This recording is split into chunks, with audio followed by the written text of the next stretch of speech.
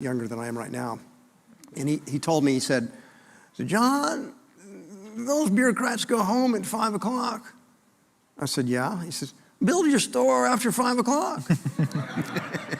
So that's what we did. and we never had our building permit, but we did end up getting passing all the inspections once we got finished and got open.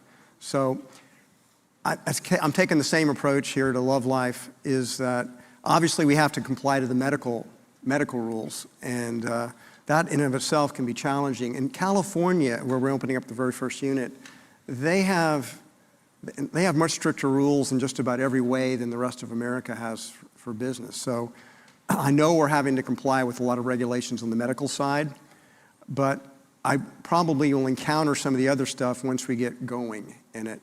If you look around for reasons not to do something, right, there's always going to be some kind of regulations that limit you. If you're an entrepreneur, you go forward and you figure it out as you go along, rather than let the regulations cripple you before you even get started.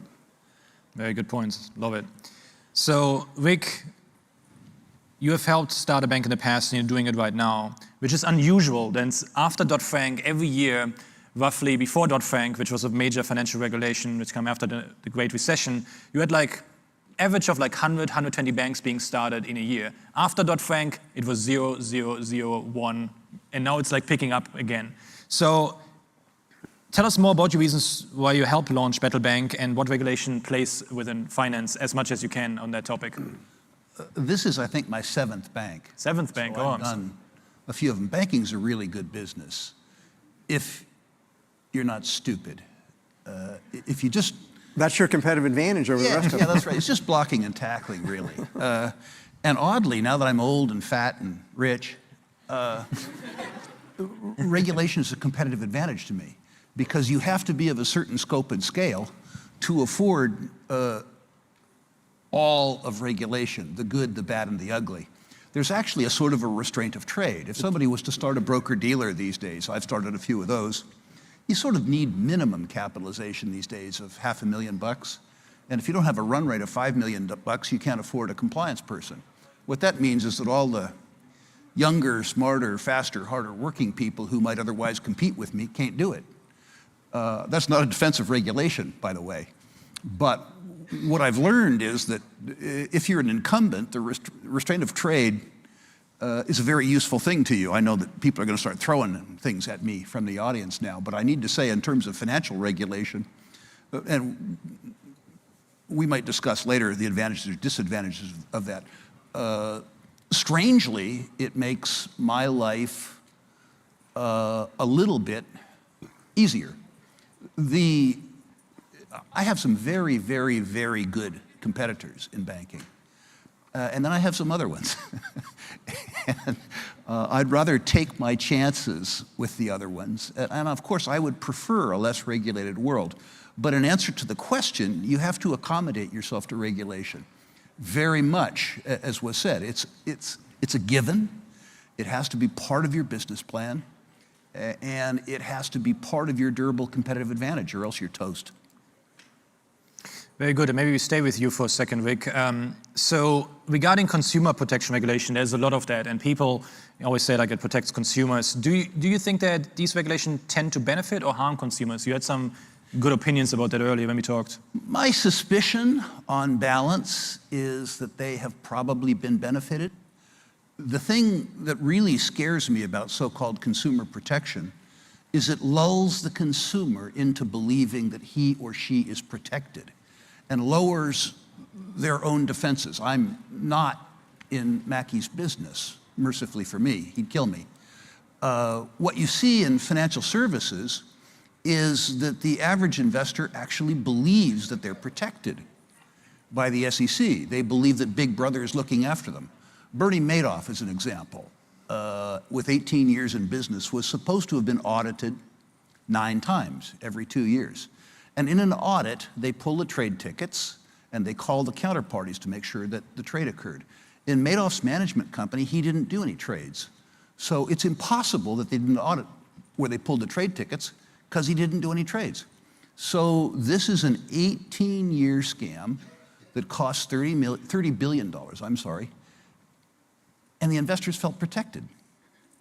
After the regulatory failing that was called Enron, they put in place Sarbanes-Oxley. Now, the truth was, before Enron, fraud was illegal, right?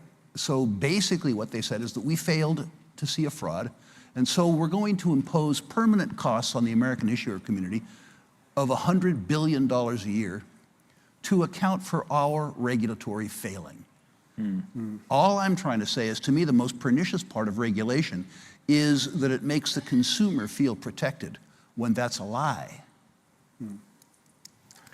Excellent point. So for you, John, now we have a big regulatory state, and you believe there's some good regulation out there and that we need it to have like a framework around businesses. But there's also a lot of bad regulations out there. Clearly, everybody agrees on that, I would say. But what you would say are some realistic strategies you recommend for effectively reducing the amount of regulations that are out there? What do we do? Yeah, well, first, we could eliminate 90% of the regulations and we'd be better off. But, so many libertarians believe that we could live without any regulations at all. And I maybe when I was a born-again libertarian in my 20s, I believed the same thing, but I've gotten wiser. Some of the regulations are necessary. Some of the environmental regulations to keep our water and air clean, for example, to me have been very beneficial. If you try to breathe the air in Los Angeles 40 years ago, it was as bad as it is in New Delhi today. And you couldn't be there, and your lungs would be hurting within 24 hours. And air's much cleaner. I attribute that to regulations. So it's not like all regulations are terrible. The problem is we just keep adding on regulations, and they don't ever go away. We don't have a way to get rid of them. So I do think that's where the creative thinking needs to come in. And an idea that I've had is that regulations should have an automatic expiration date built in. And to have the regulation continue, there has to be a cost-benefit analysis that shows clear, overwhelming benefits for keeping the regulation versus the cost. Because what we talked about, these regulations like the $100 billion that we're spending every year, I guess, on Dodd-Frank. Billion. That's what I said, $100 billion a year for regulations due to regulatory failure. That's not going to show a good cost-benefit analysis. And so we have to have ways to get rid of regulations. And that's one possible way, but I'll put that challenge out to the young people in the audience, which is, I'm not going to solve all the problems before I'm dead.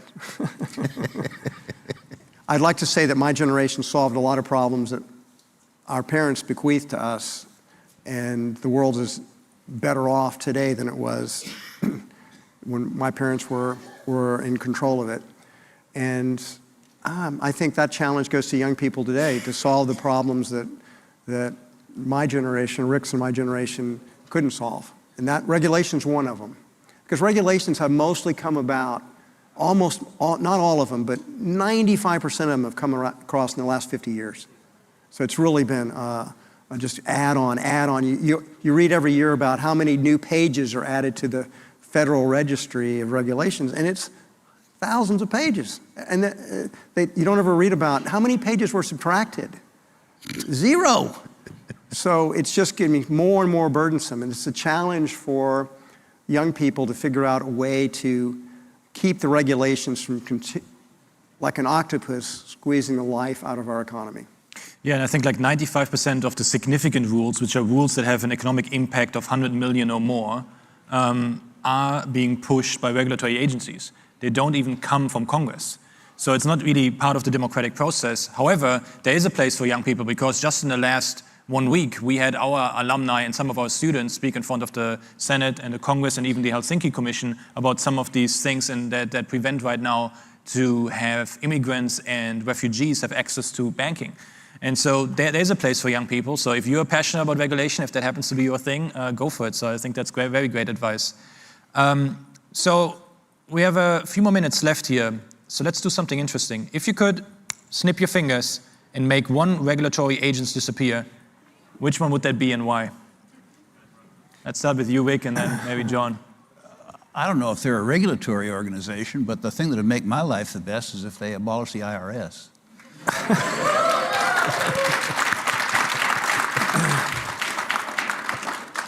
That counts. I won.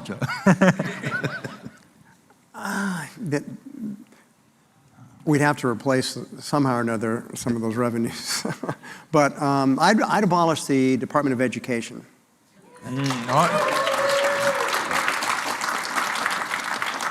If you think about what are the most regulated parts of our economy, and they're also the least healthy. So education, where the United States falls behind, and increasingly in primary and secondary education to the other nations, and then our medical system is highly regulated. Our health system is very, very, very regulated, and our lifespan in the United States is beginning to fall now, Yep. and it's like I always make this joke that I wish I could run Whole Foods the way that they run hospitals, which is you go to the doctor and you say, well, I need to do surgery. So doc, how much is that surgery going to cost? Oh, don't worry about it. You got insurance, right? Yeah, we'll just bill the insurance company. And I thought, man, if I can run my grocery business that way, no prices, get up the check stands. How much is it going to cost? Don't worry about it. You got grocery insurance. We'll bill them. You don't have to pay for it. Because there's no price transparency, there's no competition in prices, and we just see it go up and up and up and up. And I might say that's one of the problems with education, or university education, is prices just keep going up because people are just taking on more and more and more debt. So again, I think education, healthcare, both suck, and they're both highly overregulated. So for the last 1.5 minutes here, maybe something more controversial. What type of regulation would you say was a net positive for society? John, and then maybe Rick, feel free to fight it out. I don't remember this question. I don't know if, you mean an agency or any net regulation, or just An any area of regulation or an agency, as you Again, please. as I said, some of the environmental regulations have been very helpful for cleaning up our air and water. But now if you start getting into regulating carbon, decarbonizing would be an economic disaster for the world. That'd be the stupidest possible thing you could do. So those regulations are out of control.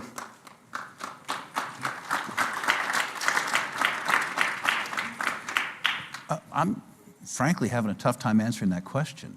I come from the mining and oil and gas business originally, and I'm not real proud of what we did when I was a kid. Most of the environmental regulation around extractive industries could be solved by making the industries bond every activity, and then by actually charging companies for the export of deleterious materials. There's a huge problem in this country that people don't know about oil wells that have been abandoned without being plugged. People don't understand the extent of the problem, and if they do, they'd go crazy. And if the oil industry was made to bond every well before they drilled it, so that the insurance company was responsible for plugging an abandonment, we wouldn't have a problem. If mining companies were forced to bond a mine before it was built, so that they could bond against the export of deleterious materials, which is a fancy way of saying dust and dirt and water getting away, it'd be an enormous, enormous non-problem. Now, conflict of interest. I'm in the bonding business, okay? It's not like that would hurt me particularly. But I think all of the problems that occurred in my youth with regards to environmental degradation from extractive industries could have been solved with proper bonding and proper enforcement. If you are a certain kind of company and you do something improper, negotiations start. Mm-hmm. And that's probably not, you shouldn't have negotiations after the horse is in the barn. You should keep the horse in the barn. So Rick, for the record, does that mean you favor that particular regulation? Pardon me? Do you favor that regulation? I absolutely positively would favor regulation where people try to privatize the commons, where people export deleterious materials from the mine site and from the wellhead.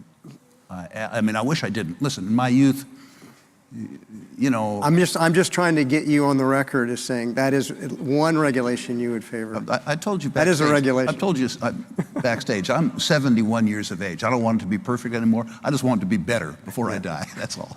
Ladies and gentlemen, Rick Rule and John Mackey. Thank you so much. Thank you so much. It was great. That was fun. This was great. Thank you.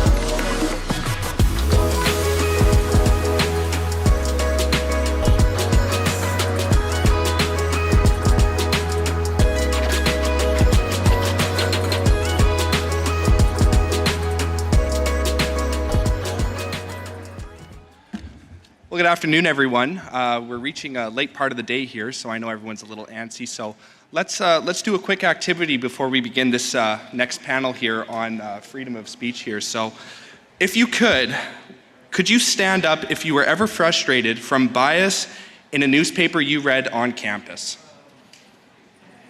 Are we participating? Would you now stand if you were ever frustrated from the bias one of your professors projected in one of their lectures? I guess we're just getting up and staying up, huh? And could you now stand if you were ever frustrated from watching news networks that promised honest journalism, but there was clearly a hidden message? Now look around. Let's have a look. As someone from Canada, this isn't a problem that is exclusive to America. Many of you are from around the world. This is a continuing problem that we need to talk about. Journalism is challenging, and media companies are constantly seeking new and adaptive strategies to attract viewers to return profit to shareholders. Yes, you can all be seated, sorry. At that point. But what happens to journalism when these sensational headlines with, maybe a garbage narrative become the norm? Where can you turn to when the seekers of truth, the journalists, become mouthpieces for corporations and government officials? And finally, how do we seek cohesion in an era of hyperpolarization, where everyone is politically factionalized on current events and contemporary issues? A filmmaker, foreign news war correspondent, news reporter, and a sports broadcaster are all here to share their experiences on the challenges of honest journalism, moderated by Editor-in-Chief of Reason Magazine, Catherine Mangan-Ward. Please welcome Emily Austin, Dylan Burns, Ford Fisher, David Preston, moderated by Catherine Mangan-Ward.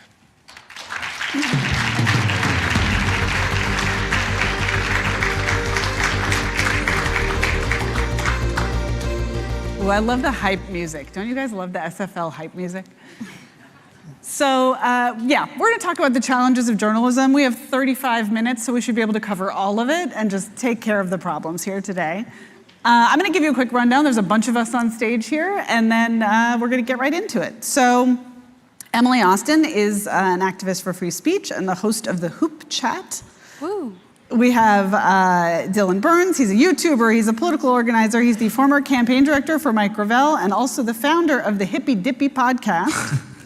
We have Ford Fisher. He's a video journalist, a documentarian, the editor-in-chief of News to Share, and a former Reason intern, so I guess I take both credit and blame for whatever happens here. And David Preston, who is the previous founder and editor-in-chief of Bama News Now and a columnist at Bama Politics. I am Catherine Mengue-Ward. I'm the editor-in-chief of Reason Magazine. You might know me from the Reason Roundtable podcast, or possibly from the robot that we built from my voice that will read you articles. Reason is, we've been around a long time. We were founded in 1968, so we are in some sense a traditional media organization. We print a magazine on Dead Tree and mail it to people. But we also do everything else that you might call the media now. So we make videos, we make podcasts, we send you newsletters, we're in your social media feeds. We will absolutely annoy you anywhere you might be on a screen or in a bathroom. I guess that the fact that we are all here together, this group on the stage, suggests that no one has any idea what journalism is anymore. And so I guess I just want to start with, maybe we could start with you, Emily. What has gone wrong with traditional journalism, and what are you doing to fix it? A small question to start with. Totally no pressure. I think the problem, which is a problem that goes way beyond journalism, is that too many people become corrupted by either bribery or something, I don't know what's bigger than bribery, but corrupted in general. And oftentimes we hear the term mouthpiece thrown around. I mean, I've heard it so many times. Like, when I started speaking about the Middle Eastern crisis in Israel, everyone's like, oh, you're a mouthpiece for the IDF. Now, what makes you say that? And it's very easy to throw the term around. But the truth is there are many journalists who spend their careers, and like I learned in university, the ethics of journalism and the morals of journalism that seem to now have been corrupted by, likely money, if we're just being honest. And once you lose kind of what you stand for, and you start to say what you're being told to say rather than what you believe for whatever reason, you just lose the authenticity and you lose the trust of your audience. And what I'm trying to do is not be a mouthpiece for anybody. I mean, it's easier to say than do, because of course people need to pay their bills, but if you're gonna call yourself a journalist and you mean it and you have a truth that you want to be expressed, I don't think anything is worth compromising your morals or your message. And for me, starting in sports and expanding into human rights and politics, of course, when you're in sports, there's not as much to lose.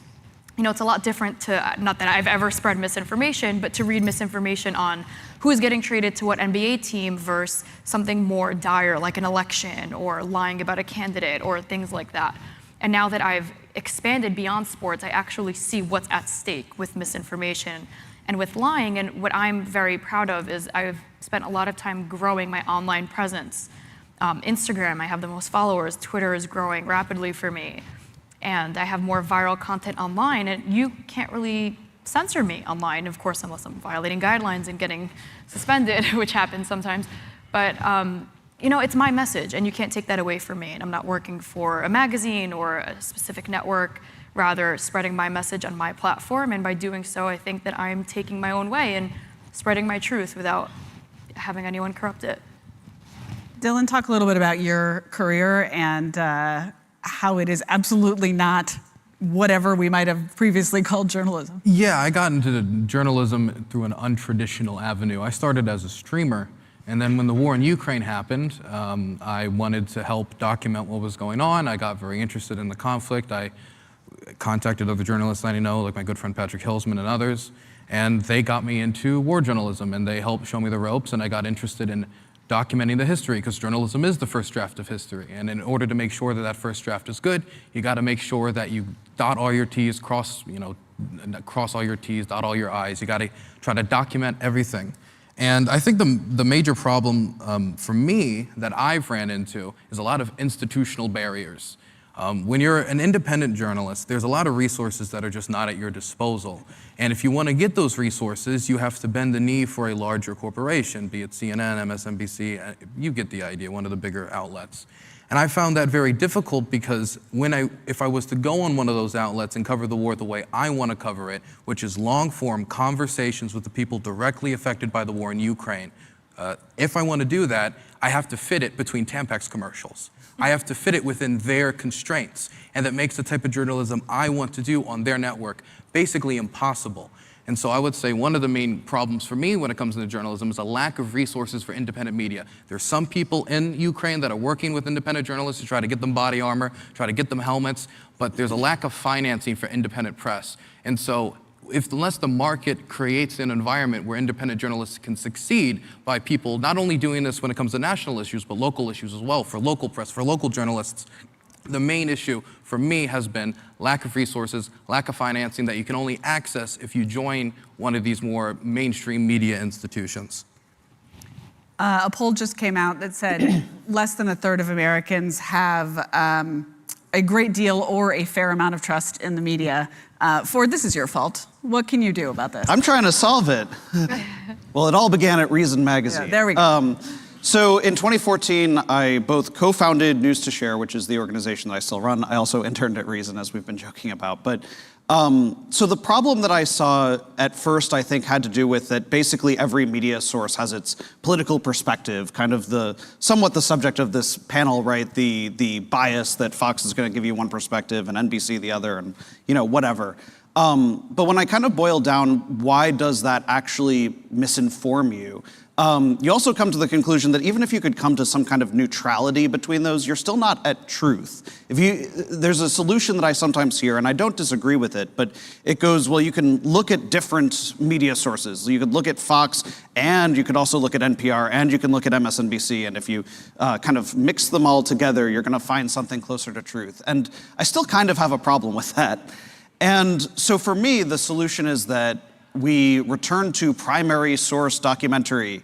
And what I mean by that is when you watch the news, when you turn on cable news, when you read a newspaper or whatever, usually what you're not looking at is actual primary sources for the most part. What you're looking at is a secondary source, sort of a depository of the things that went into the news. And just to put that in practical terms, if some candidate or whatever gives a speech and you're watching some of it on CNN, you're probably more so seeing the talking head describing what was said, and individual little clips of the thing that happened. And so there's a lot of moments where we have entire news events that most of our understanding of it comes from how people tell us to think of it.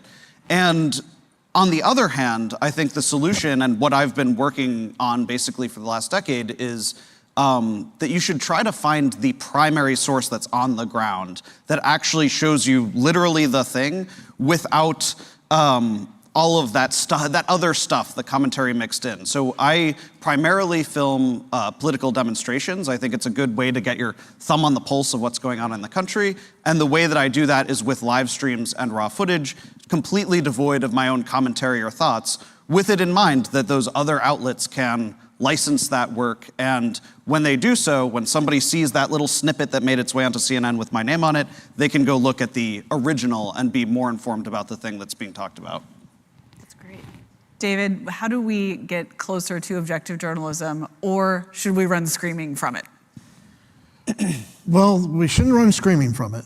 And I'm going to actually take a little bit of a different approach than my friend here. And I'm going to say you do need to consume different sources of media. You do need to listen to the NPRs. You do need to watch the Fox Newses and the CNNs and listen to the talk radio. And you do get closer to what the actual truth is by doing that, because how you combat the misinformation in the media and journalism today is really gets down to the fundamental core of what the liberty movement is, and that's the individual. When you consume all these different media sources, the primary sources, and then the commentary around those primary sources, you get good at discerning what's true, what's not true, what's opinion, what's not. When somebody's trying to pass their opinion off as fact, and you, the individual, can say that's not fact, that's opinion. Like he was saying, that usually when you have people on the ground, they know more about what's going on. And I can tell you that is a fact, because there's been several national news sources that have emanated out of Mobile, Alabama, which is where I live. And I can tell you, not only did we hear about it 2 or 3 days before the rest of the country heard about it, we've heard much more about what's going on. We know people that have been involved in that story. We've got that primary source material to work from. And so therefore, I can say, when I listen to Fox News or CNN cover a hurricane in Mobile, I can be like, well, that's not accurate, that's accurate, that's not accurate, that's not really the case. Like, for example, all the national media loves to come down to Mobile during a hurricane, and they love to film Water Street, right, which is right on the river in Mobile, and say, look at all this flooding in Mobile, it's horrible, and all this devastation. Well, there's a reason it's called Water Street, and it's because it floods every time there's a hurricane. So, and you don't get that perspective from the national media, and they're trying to get ratings and clicks, and so so they're not going to tell you that's what they're trying to do, and they're not going to give you the fact that if they turn the camera around, it's all dry ground from behind the camera. So the project of ferreting out information has become it's become a pretty big industry, and I'm not sure at this point that I even know what that word means anymore. Sometimes people seem to use it to mean a thing that is factually inaccurate in a straightforward way. Fair enough, we're against being wrong. But I think it's often used to just mean a thing I wish you hadn't said, a thing a powerful person doesn't enjoy hearing, a thing that is inconvenient. And so I guess I wonder, Dylan, maybe we could start with you. Like, are we not panicked enough or too panicked about mis and disinformation? I think, well, it all depends on where you are. If you think it's not an issue at all, then I think you're not panicked enough. If you think it's going to be the end of the world, then I think you're a little too panicked. After the printing press was invented, there was a stream of nonsense and garbage that was spread by political leaders, by different people with all sorts of interests. Ooh, the bold anti-Gutenberg stance. I like it. Bold. Yes, very against books and the book. Thank you. But we evolved. We figured out how to deal with it. We understood that this was a new tool and it was going to be shaky ground, and it took time for human beings to evolve and figure out how to deal with this and use it properly. And I think the same thing is also going to happen for platforms like social media. But I want to give you guys an example of misinformation or disinformation, I guess, that I engaged with that showed that there are really bad actors out there trying to manipulate the media in ways that I think a lot of us don't realize or don't pay attention to, and can affect us without us even knowing it. When I was in Kherson covering the war in Ukraine, it was right after the Novakhovka Dam exploded, which most of the evidence points towards the Russians blowing it up. The flooding really devastated Kherson. A lot of people drowned in their homes. It was devastating. And so I went down there with my friend Anthony Barterway, and we wanted to cover the flooding, and we embedded with some German aid workers. And while covering them, saving civilians and animals, because they were focused on animal preservation and trying to save animals that were flooding, over 20,000 drowned in the flooding, we were bombed by the Russians. They targeted us directly. All the corroborating footage is on my channel.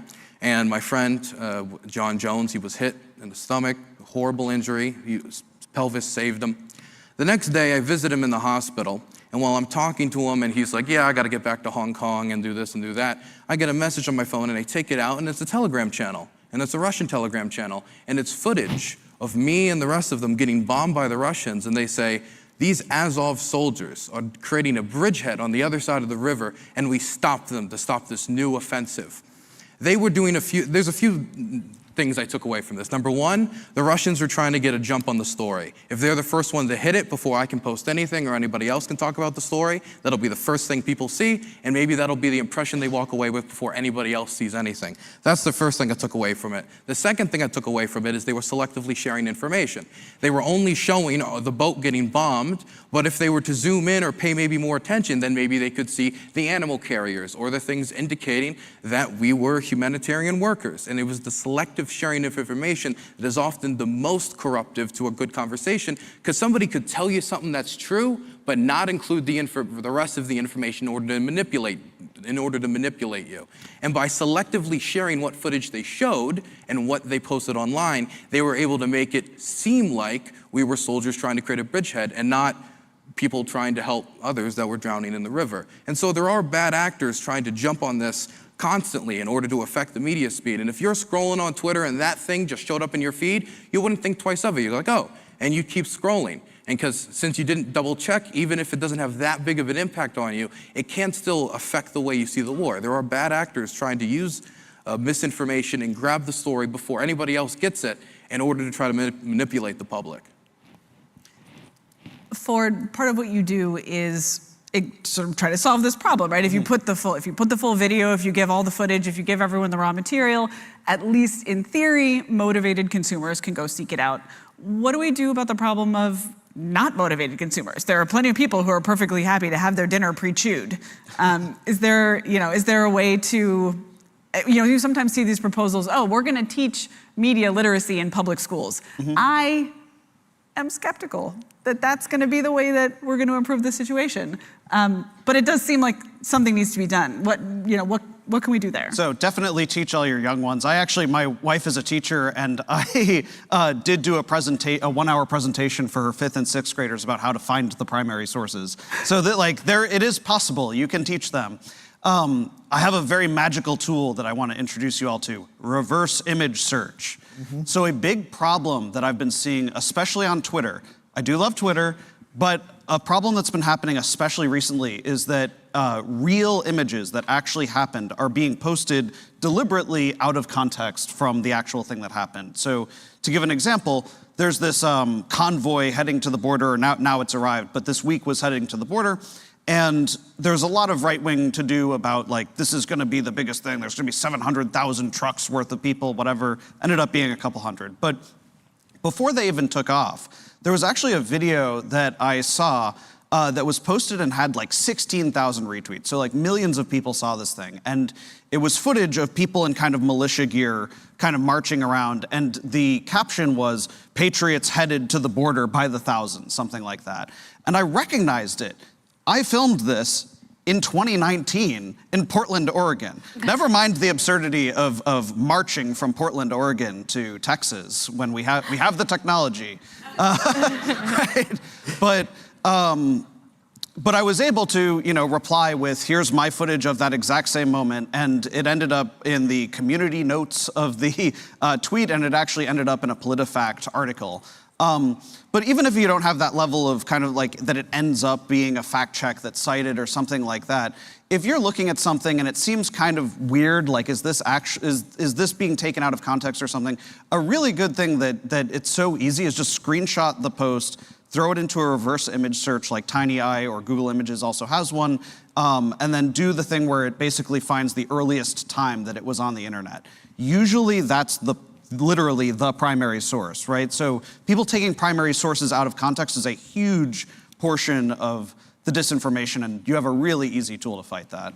So what you're saying is the best tool to fight disinformation is noticing when the vibes are off? Read the room. It definitely helps. It's a good first step. I want to echo. Yeah, I was going to just go to you. Go ahead. Because you guys both made really important points that I was going to bring up after Dylan spoke. Community notes has been so helpful. Feel however you want about Elon Musk. He's single-handedly saving free speech because he's letting you say your stupidity, because that's protected by the First Amendment, but he's also going to call you out when it's just a blatant lie, which I personally appreciate. And one tool specifically I appreciate about X is the fact that I can like a post that will later on be proved as misinformation, and Twitter or X will notify me, hey, and it's top notification urgent. A post you liked has been proven to be untrue. Please read the community note. So they really go above and beyond, at least more than I've seen on another platform, to reduce misinformation, which I think isn't necessarily, as you asked before, completely the end of the world or a problem that people shouldn't be worried about. There's a healthy balance in between. Where the problem starts when there is the misinformation, even if it gets community noted later on, or even worse, it's on Instagram and there are no community notes. In fact, they're taking down things that are true or whatever, we won't go there. But the problem is when you see it grows to the national media that we're speaking about, the Foxes, the CNNs, and there's a specific example I remember that really made me sick, how it even got to national news, was there's a professional actor, you mentioned the word actor and it reminded me, literally an actor who's acting out fake war scenarios in Gaza right now. And MSNBC took one of these videos and put it on their national news channel, and it was community noted. So this actor has played a radiologist who was bombed, a journalist who was bombed, a father who was bombed, himself as an amputee, yet he has all his limbs. And he is an actor, so he's great at it, makeup, everything. So we keep count, my Twitter friends, and we've counted out 18 scenarios in which he's been killed. 18 times he was killed. But MSNBC and CNN continued to put him on the news, and they wrote, journalist killed, father killed, hospital worker, UN double whatever, useless nations, employee killed. And I'm like, how many times could this dude die? Like, I can't see his face anymore. How are they so stupid? The same network puts him on 8 times. But that's where the problem becomes a bigger issue, because now it went from maybe a couple thousand people seeing it to millions of people who want to believe it already, because it's just the side of the political spectrum they're on, and now it becomes a bigger problem. So it's like, now the question is, how do you make people care enough to research? Okay, obviously I know it's not true because I've done my research, but now you all do your research. Like, how do you motivate people to actually dig deeper like we're all saying that they should? That's where the problem starts. You know, I learned in school too how to do reverse image searching, probably in the 3rd grade, which I think is a little too young. But the problem is getting people to actually care, which I can speak for myself is very frustrating. Very frustrating. That actor identifies as a cat, so he's got 9 lives. Yeah. He's used them up, he it sounds has like. 17, apparently. Yeah, he's done. Oh, he has a name, Mr. Fafo. It's like trending on Twitter. Yeah, he's cool. So I think, you know, in a way what community notes are is sort of a testament to this. Maybe the antidote to bad speech is more speech, and if we just have enough points of view, it all evens out. I think, though, that many people on the stage have at least at some point been accused of doing misinformation, right? Have been accused of producing something that's somehow poisonous to the polity. Reason has had experiences where videos have been taken down for, you know,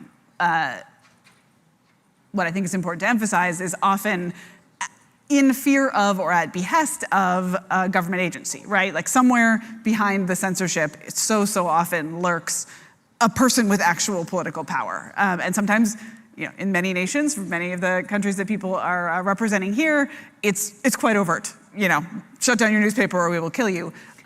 Sometimes it's subtler, as when the CDC sends a bunch of emails to Facebook, who then sends a bunch of notes to people saying, hey, we kind of don't love your take on COVID or global warming or whatever it is. I wonder if we could just do a very quick lightning round of what misinformation have you done? Oh, or we're incriminating ourselves. Been accused of doing, maybe. And maybe we'll start with David. Well, confess your sins, David. When it comes to misinformation or disinformation from me, it's probably going to be around Boeing. I take credit for, in the aviation industry, there's a long time saying that if it's not Boeing, I ain't going. I take credit for changing that statement to if it's Boeing, I ain't going. I've disliked Boeing since even before the MAX plane was a thing. So I'm very open, I'm very honest about my dislike of the company. I have nothing against the people of Boeing, the workers of Boeing, and their older products are great products. I just have a problem with their company, and especially the way their management is run. Like I was telling you backstage when they were talking about the failure of the financial regulators during the 2008 financial crisis. That's exactly how the Boeing MAX plane got onto the market, because what happened was with the cuts in the FAA budgets. What the FAA did is they went and hired a Boeing employee as the FAA representative in the certification process of the MAX plane. And they said, okay, now you go be our representative to your company and all will be good. And that's how Boeing was able to put a system in the MAX planes that they just didn't tell anybody about that ended up causing 2 crashes. And so like I said, if you see a post on BamaNewsNow.com when it comes back and it's about Boeing, be skeptical. Go read other sources to make sure that I'm right, because I'm very open about my bias against Boeing. And of course, Boeing is also a major beneficiary of the Import-Export Bank. When it exists, it doesn't exist, and then exists again. Very entangled with the state as well. Ford? Setting the stage, January 20th, 2021. Joe Biden is being inaugurated. January 6th has just happened, so the city is pretty much locked down. There's very little demonstrations. I'm out there filming whatever I'm gonna see, and I came across basically a religious hate group, God hates, and then, you know, all kinds of expletives, that kind of thing. And so I filmed that demonstration happen, and a person across the street who is not wearing a shirt yells at them, and I have this exactly in my head, these are exact words, correct your hate, correct your hate, correct your hate. I still believe the election was stolen, but you, sir, are preaching the wrong form of Christianity. That quote made it into my YouTube video. It was 8 minutes long of this one demonstration that happened outside the inauguration. I was suspended from YouTube for 2 weeks for election disinformation because the shirtless man, in part of one of the sentences he said, I still believe the election was stolen. You are engaging, according to YouTube, in election disinformation. If a shirtless person yells the words, I still think the election was stolen. I never made such a claim, right? My style is purely observational. I just filmed the thing happening. But YouTube essentially took the position that if you don't actually disavow the disinformation about the election, or if someone makes a claim related to COVID that they view as disinformation, then you personally have engaged in the disinformation regardless of what your own intention is, which of course I think is ridiculous because in reality, the video is a true accounting of what happened. Our MC for this weekend, Robbie Suave, had this exact same problem, only it was just Donald Trump speaking. So oh, I've been suspended for filming Trump as well. Same issue. While he was the president. Yeah.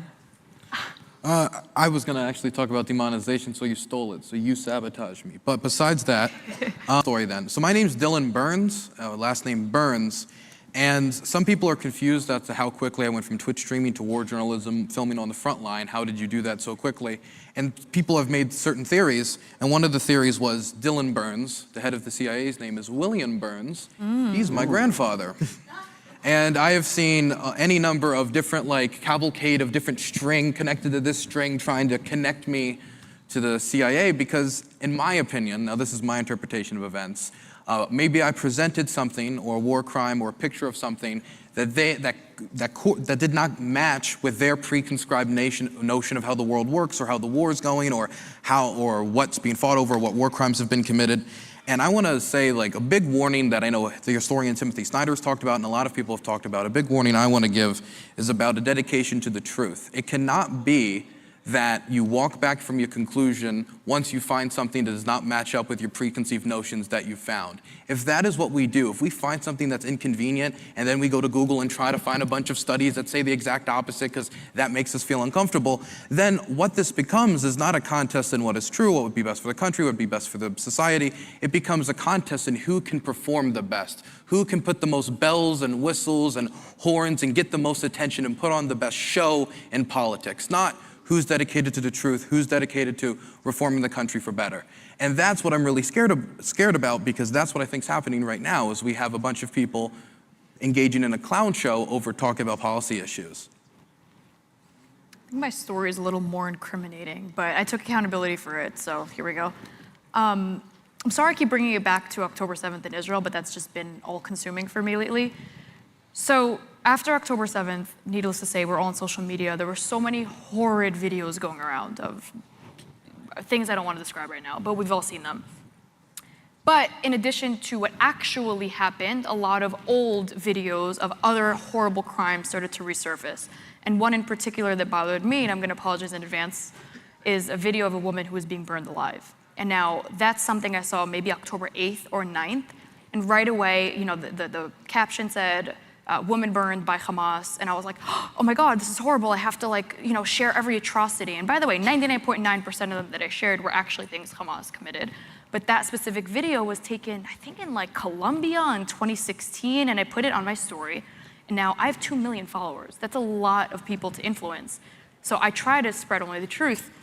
And in sharing that video, I literally wrote, Israeli woman burnt alive by Hamas. And it's a horrid video. Now, right away, I got hundreds of DMs. This video is old, it's from Colombia, blah, blah, blah.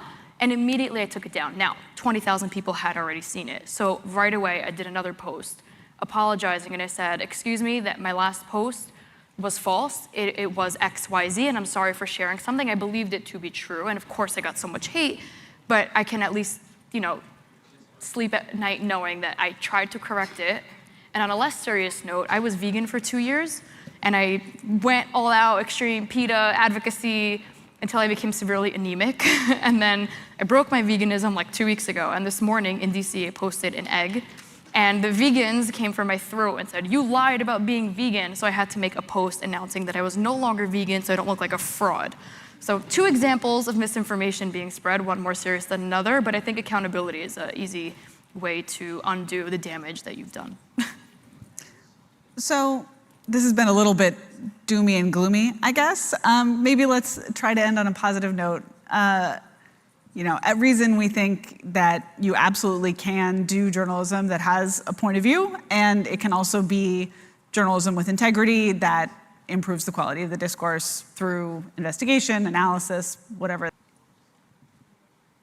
This is an idea that is both ascendant and completely out of fashion, right? I think everyone would agree on some level, the media is biased. Everyone who is a journalist is also a human. So at the very, very basic level, you're bringing your preconceived notions. Y'all are here as Students for Liberty, so you presumably have some ideological commitments that you would bring to your work. How do you combine having strong ideological commitments and a vision for a good world with doing journalism with integrity? Why don't we start with you? Well, you've pretty much got to, like I said, you, the individual, have to really have a commitment to the facts. Like, for example, even with me with Boeing, as much as I dislike them, whenever I start talking factual things, I'm going to try to be as honest and factual as possible. And I get my information from other journalists, especially about Boeing, from other journalists that are in the Seattle, Washington area. Dominic Gates and John Osweiler, Dominic Gates of the Seattle Times and John Osweiler of the Air Current do great work in covering Boeing. So if I'm passing along technical information or factual information like I just said, I'm getting that information from them. I'm not getting it from me. That's not something that David came up with. Like, for example, how many of you have heard of the story of the Clotilda, the last slave ship to bring slaves from Africa into America? It came into Mobile. They recently, a few years ago, found the remains of the ship. If you just listen to ABC News and the national media, and especially National Geographic, you would have thought Jim Delgado had discovered it, but it wasn't. It was a local environmental reporter by the name of Ben Raines that had covered it. And he had not only had he documented all of his efforts, but the local media had done such a good job of getting his story out there that the local museum actually corrected a misinformation that was in the museum about Delgado finding the Clotilda, and they changed it and corrected it to Ben Raines. So you just got to be vigilant, and you've got to put the right information out there, and then eventually people will come along and correct it. Emily? I would echo kind of what everyone's been saying to conclude. Stick to the facts. Now, the question of finding what's fact versus fiction, that's going to be up to you guys and your investigative skills, and I have faith in all of you. Being here shows me that you guys do care.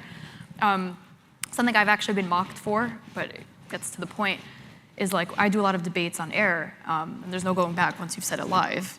So one thing I do that people laugh at me for is I always I don't even argue with the person. I have a pamphlet or stats or something backing up my argument, and I hold it up to the camera like an idiot, like population growth or like a fact sheet of I always have the facts and I have the primary source, like you keep emphasizing is important. So I think it's important to stick to the facts, and what I really appreciate what you said is even if you have a strong opinion and a strong emotion about something, you can express that it's your opinion, but the facts are X, Y, Z. And it's easy to get carried away and like the clicks and the clout that comes with misinformation, but ultimately, if you actually a decent person, you should just stick to the facts. See, he sneezed. That means I'm right. Bless you. Dylan? From the moment, I work mostly with film. I do some articles, but I mostly do film. From the moment you choose your shot, your bias is showing. From the fact that you chose you want to display this over this, that over that, you have chosen that you think, for whatever reason, this deserves more attention than this other thing. Your bias is showing immediately.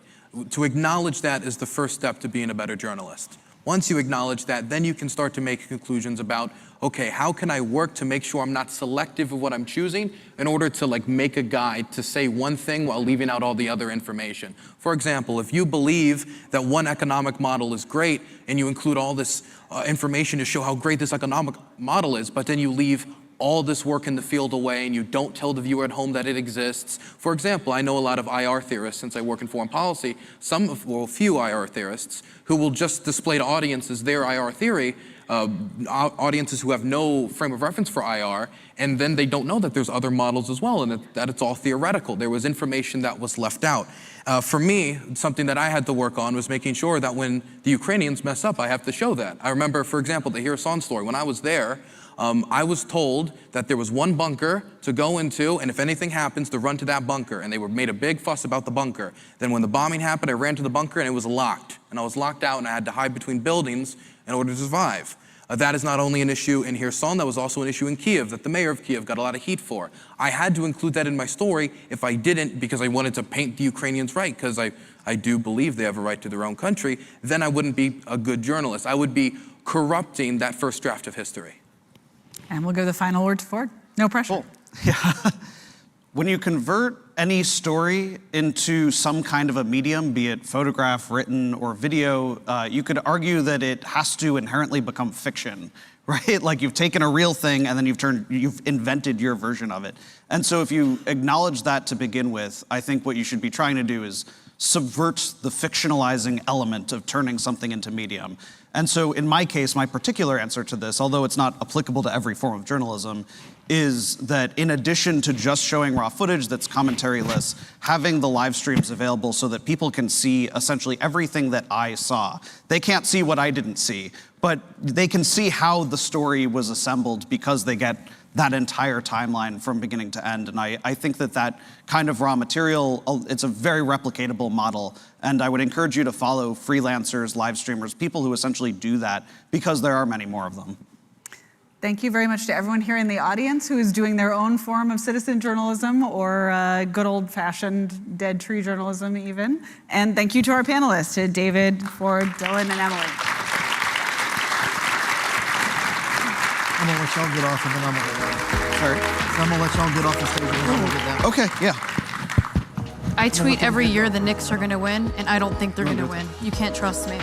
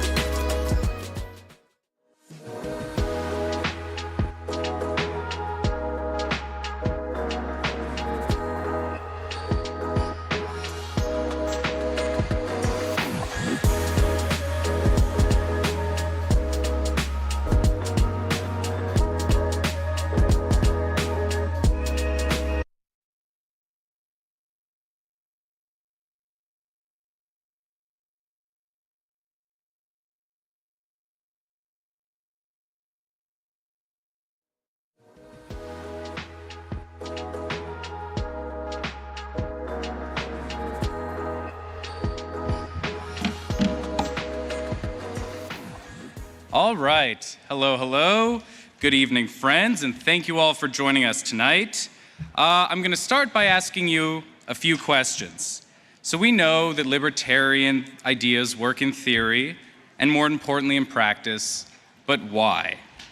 I ask you, how do we demonstrate to everyday people that our ideas work if they don't care about our philosophy or our principles? Can there be a way for the liberty movement to grow and to shine a spotlight on the countless victories that we've simply overlooked? Tonight, I have the distinct honor of introducing someone I'm sure you are all very familiar with, and let's learn the answer to how all of those questions, oh geez, I totally stepped over my words there. Again, let's learn the answer to all of those questions from a concept that everyone intuitively understands. What is it? Well, you're not going to believe it, but Spike Cohen is going to tell you all about it. So please join me in giving a warm SFL welcome to Mr. Spike Cohen. Thanks, Ethan. Good job. Thank you, sir. Absolutely. Absolutely. Thank you, Ethan, for that incredible, powerful cliffhanger moment there at the end. What is it? You'll never believe it. Folks, thank you so much for being here. How are y'all doing? That was a good first, no, that was good. That was a good first try. How's everyone doing? There we go. There we go. I am clearly at Students for Liberty. Who here, show of hands, who here is a student? I can barely see anyone anyway, but I do see some hands raised. So a lot of students here. I have enjoyed so much talking with the students here. Every time I get to talk with one of you about what brought you to Liberty, what your plans are for the future, how you want to be a leader for the Liberty movement in the future, I feel actually very old. Because I am often speaking with an adult who is incredibly intelligent and seems to understand and articulate things possibly better than me, who is literally half my age. But that's my own personal problem. But what I really actually feel when I talk with you is an incredible amount of excitement for the future. Because even though I feel old, I realize that this movement and our values are timeless. I recognize, as I believe you do, that we have the solutions that are going to fix things. Real quick, just throw out a couple, in one or fewer words, what does libertarianism mean to you? What does liberty mean to you? Freedom. Choice. Anarchy, there you go. There's always one. Entrepreneurialism. Consent, that's a big one. Oh. Those were all great things. Everything that was said all at once there was fantastic. Listen, we know we have the solutions. We know that we are going to fix the problems that we're facing because we are the only ones who have the real answers here. Who here is ready to take the ideas that do? And the thing is, there's only one thing standing between us and total victory for liberty across the world. Other people. We actually have to convince other people to go along with it. But the problem is, very often, other people, or they have a bad take on it. Many other people think that freedom is part of the problem. They might think that we're too free. They might think that we need even more regulations. Now, how do you deal with someone like that? I think we all know the answer.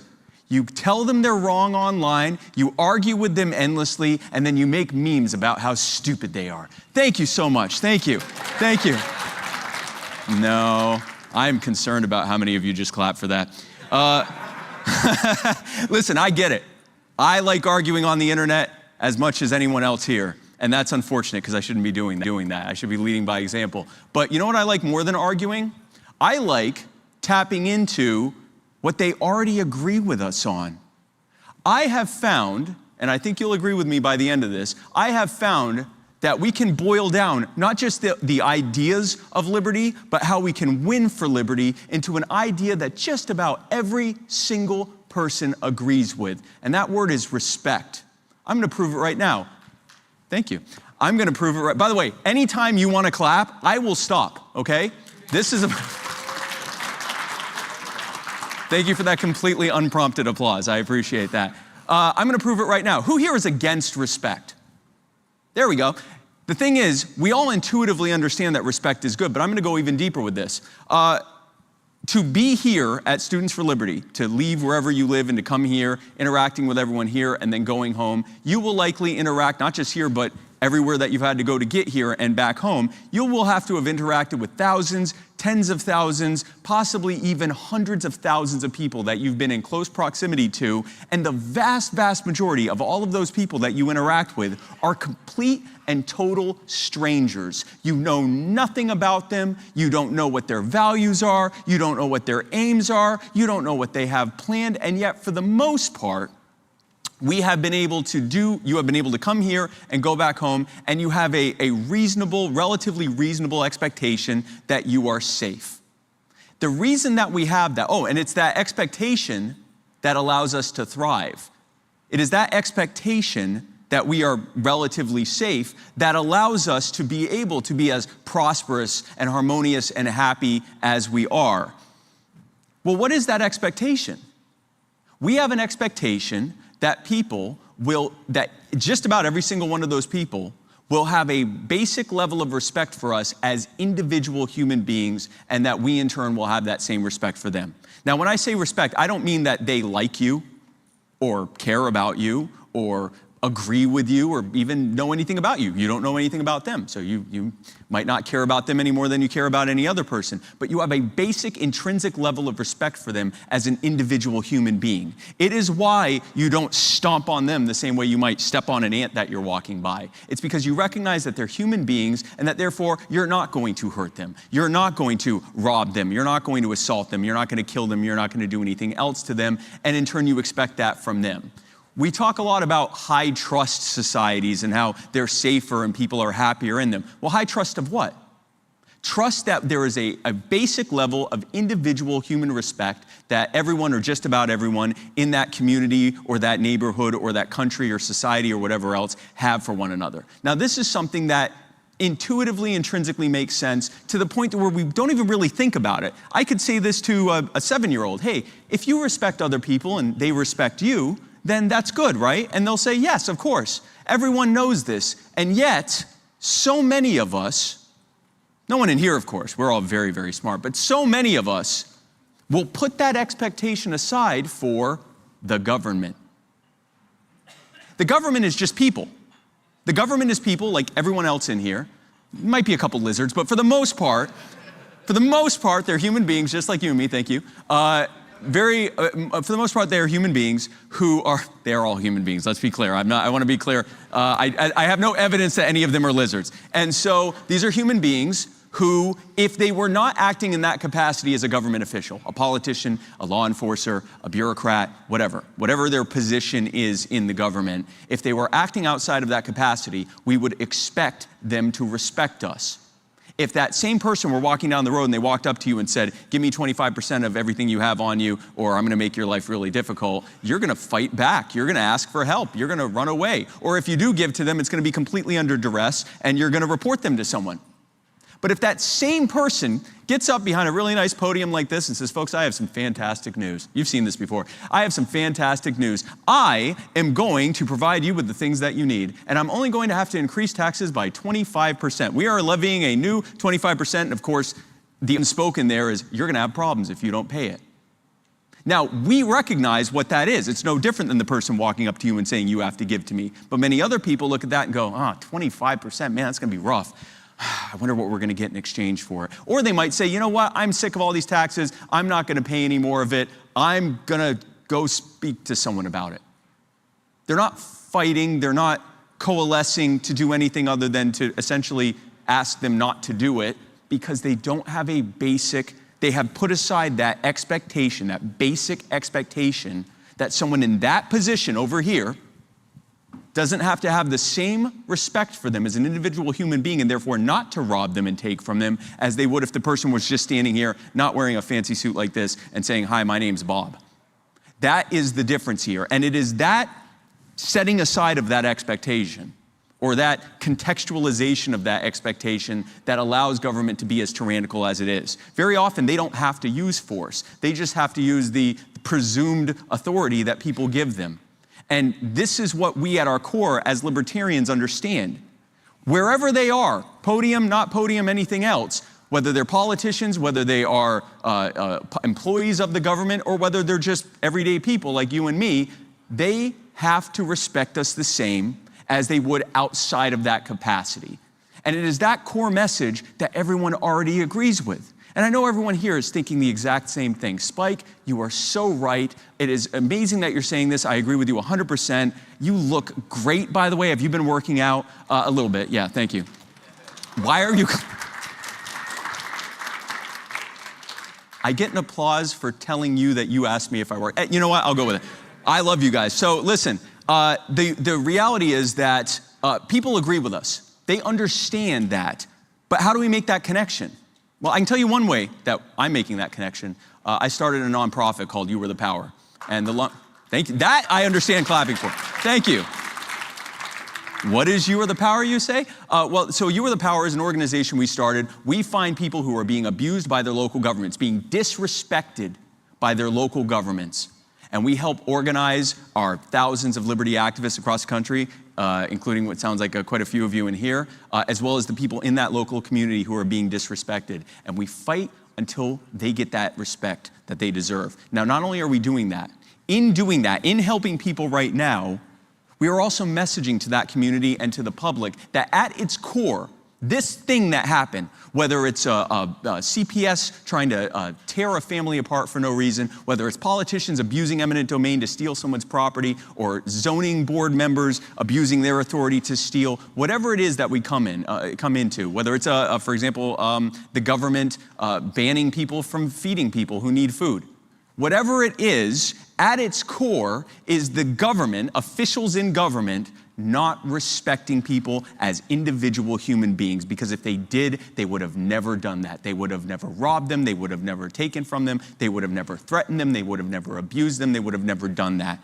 And so instead of arguing with people about libertarian philosophy, which again is one of my favorite hobbies, I know it is yours as well, instead, I show people an example of something that they already agree with us is a terrible thing. And I give them an opportunity to join us, to fight for and with us for that respect. And I drive home that message over and over again. This is about respect. This is about people in government treating you exactly how you would demand that they treat you if they weren't in government.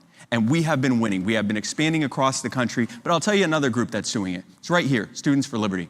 Students for Liberty is taking that message of respect and taking it across the, over 100 countries, well over 60 that are represented here. And at the core of that message is human respect. At the core of the message of everything that you are all doing as leaders for liberty in your various countries, you are fighting to be treated with respect as an individual human being, and you are demonstrating the respect that you have for others as individual human beings. I'll tell you someone else who has been doing that with great success in the electoral sphere. Who here has heard of Javier Milei? Oh, okay, so got some fans here. You may or may not know this, but he's an alumnus of Students for Liberty. In many of his viral speeches, he's actually wearing an SFL pin. And I think, personally, that the reason that he has been so successful running as a philosophical anarcho-capitalist, that's for the anarchist guy over there, running as an anarcho-capitalist, yeah, I'm with you, who is promising to slash government, he won on that promise. And it wasn't because he got up and said, you know, these things aren't working very well, and if you look at this chart, you can see how there's a inverse correlation. No, what he did was he said, they are scamming you. These agencies that are on this wall are scamming you. They're robbing you. They don't respect you. They're taking from you. I'm gonna give back what they took from you. Afuera, afuera, afuera. And so when those people saw him ripping those agencies or ministries off the wall, they didn't see, oh no, my education, oh no, my women's studies, or whatever the other things were on there. What they saw was, oh good, he's ending the scam. He respects us. Si se fuera. Did I say that right? Se puede. Si se puede. Yes. So anyway, impromptu Spanish moment, number 2. But so the reality is, whatever it is that you do, whether you're doing it in the realm of electoral politics, whether you're doing it in the realm of activism, whether you're doing it in the realm of journalism, we just had people talking about that, whether you're doing it in emerging technologies or in business or in health and wellness, whatever you are doing, I encourage you to take this core message with you. When we respect one another, we are more harmonious, we are more prosperous, and we are more happy. And when we are not respecting one another, we have less of all of that. We are less happy, we are less harmonious, and we are less prosperous. I call that the principle of human respect. And I encourage you to adopt it the same way I have. It's what I do at You Are the Power, it's what Students for Liberty is doing here, and it's what I hope to see you do. I'm gonna leave you with this. Liberty is going to win because it has to. If we're going to go from this kind of slow managed decline that we are starting to see now, to a future that we can't even imagine, it's only going to happen with freedom. It's only going to happen with decentralization of power. It's only going to happen with free market capitalist economics. That is the reality of it, and we're the ones who understand that the best. And so when we win, it's going to be because of you. You are going to be the people that they talk about in your countries, including if it's in the States. You're going to be the one that they talk about. The people who said, no, I'm not going to go with the status quo. I am right, and here is why I'm right, and here is why I expect you to join me. And if you use respect, whatever messaging you use, I encourage you to go forward and keep fighting for liberty. That's the rest of my time, folks. Thank you so much for being a part of this. I want to ask you one more question. I don't know about you, but I am here for nothing short of a revolution. Now, who's with me? Thank you. Thank you, guys. Thank you so much.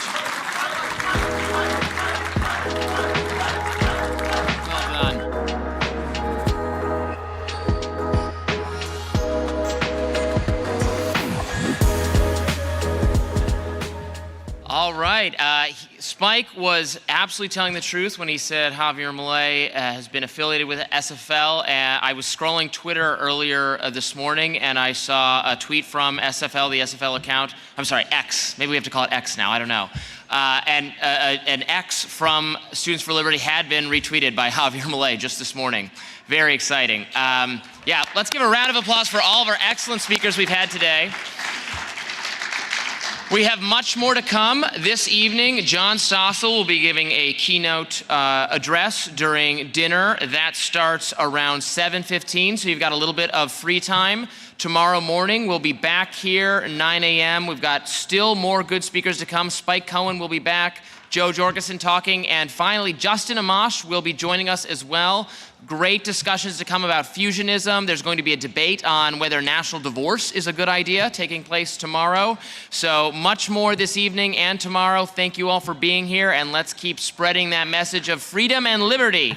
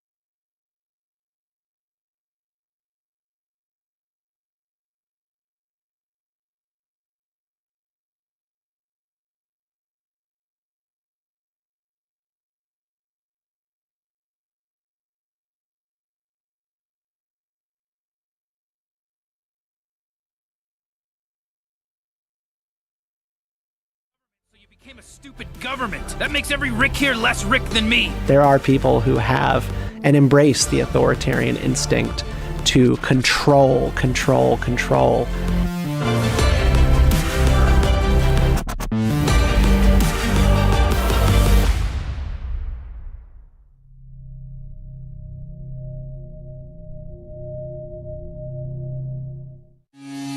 In the Students for Liberty Local Coordinator Program, we transform liberty-minded students into the visionary leaders of tomorrow.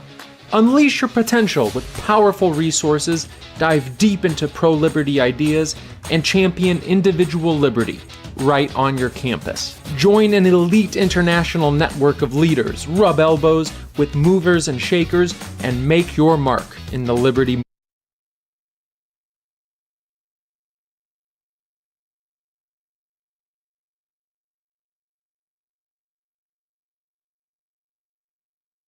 pieces and leading initiatives. You'll see the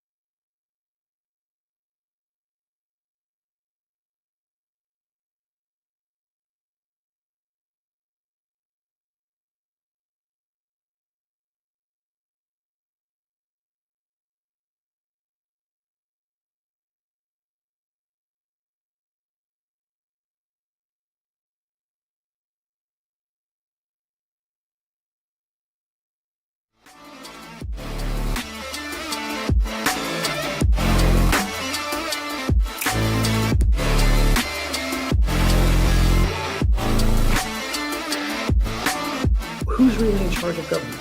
The war did not end the Great Depression, it masked it.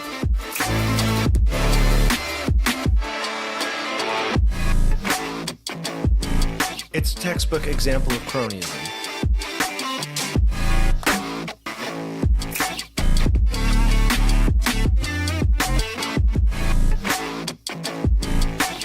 pretty classical liberal if you ask us.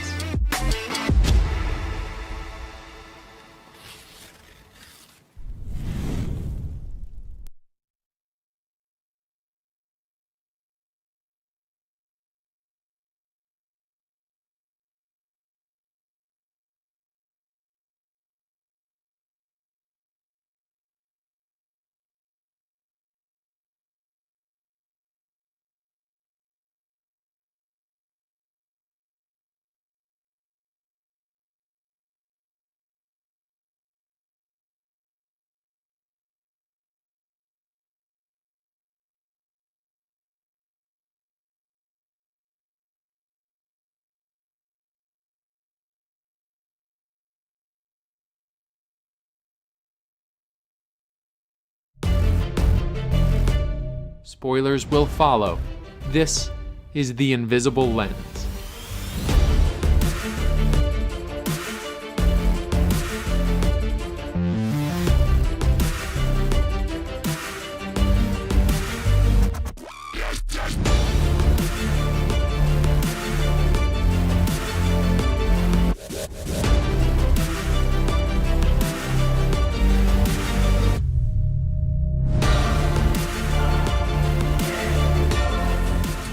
Safe from the government, so you became a stupid government. That makes every Rick here less Rick than me. There are people who have and embrace the authoritarian instinct to control.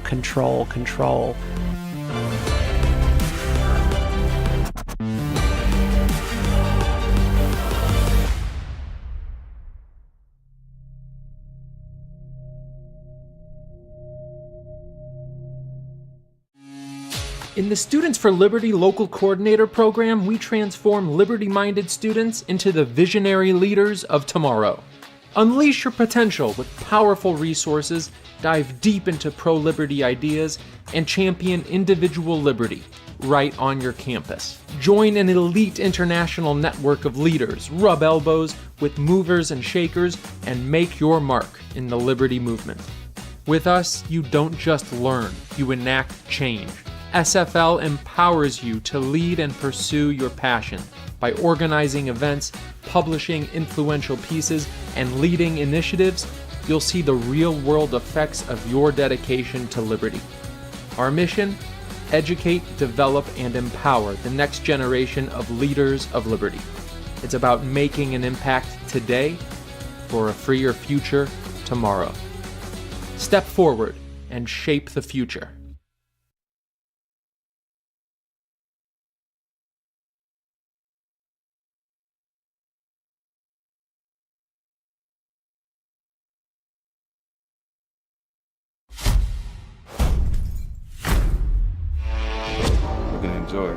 This is the moment the story changed. We just did away with the TSA. Is the right to make our own health decision. Why are both the left and right trying to change it?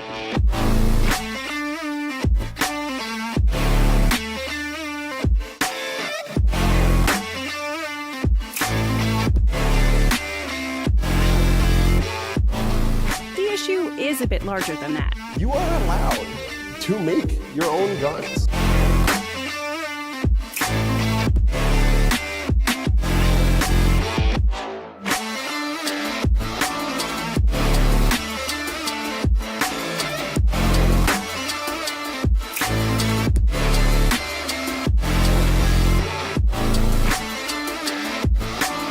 Who's really in charge of government? The war did not end the Great Depression, it masked it.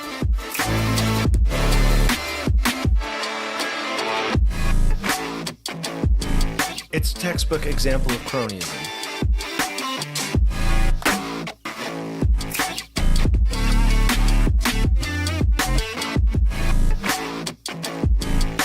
Pretty classical liberal, if you ask us.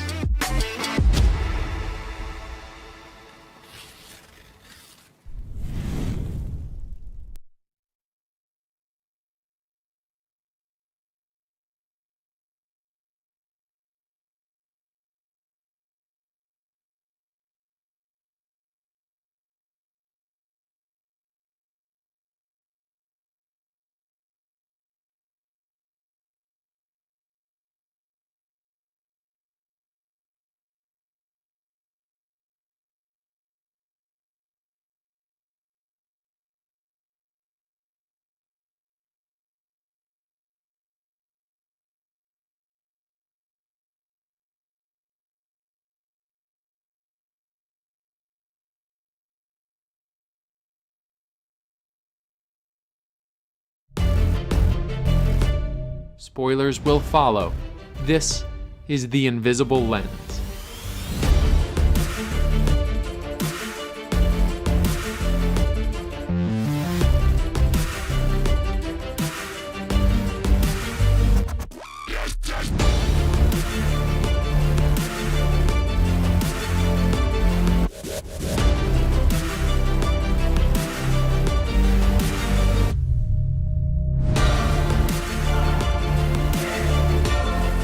You wanted to be safe from the government, so you became a stupid government. That makes every Rick here less Rick than me. There are people who have and embrace the authoritarian instinct to control.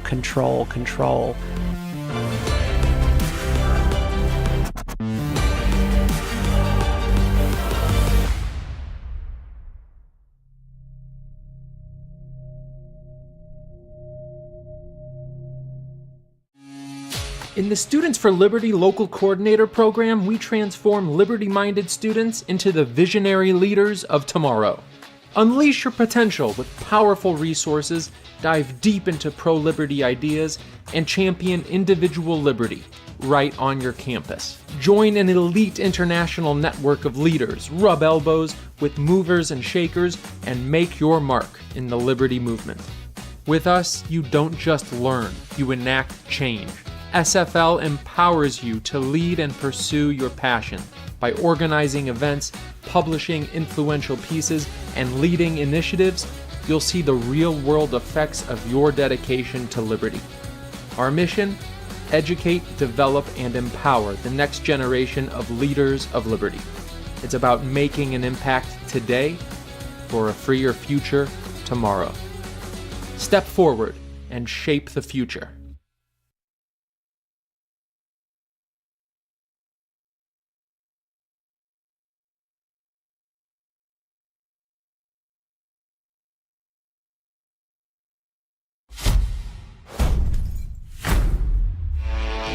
We're gonna enjoy. This is the moment the story changed. If we just did away with the TSA. Is the right to make our own health decision. Why are both the left and right trying to change it?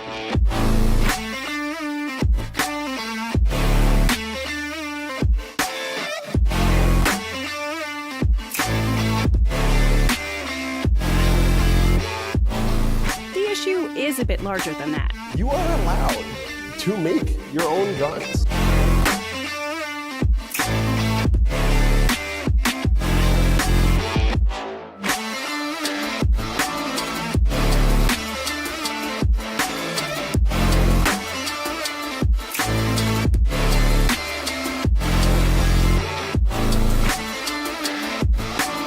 Who's really in charge of government?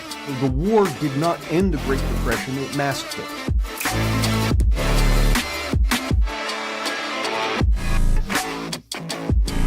It's a textbook example of cronyism.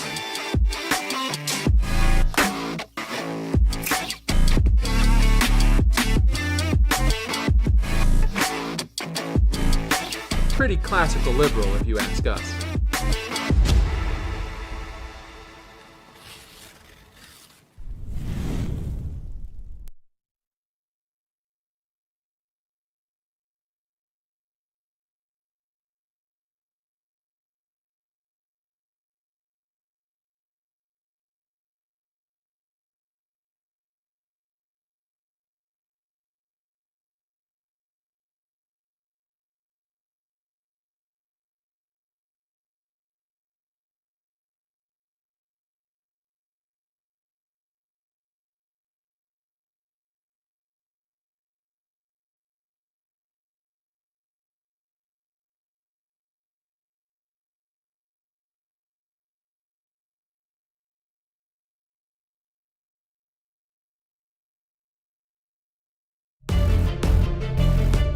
Spoilers will follow. This is The Invisible Lens.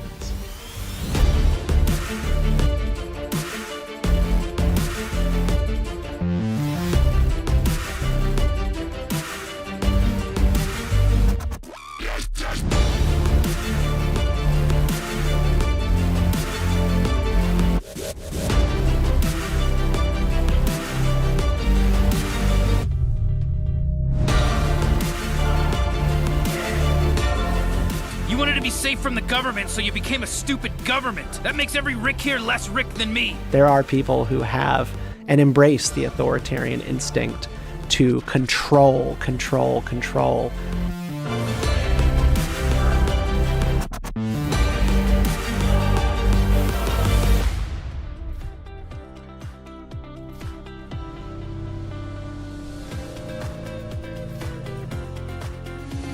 In the Students for Liberty Local Coordinator Program, we transform liberty-minded students into the visionary leaders of tomorrow.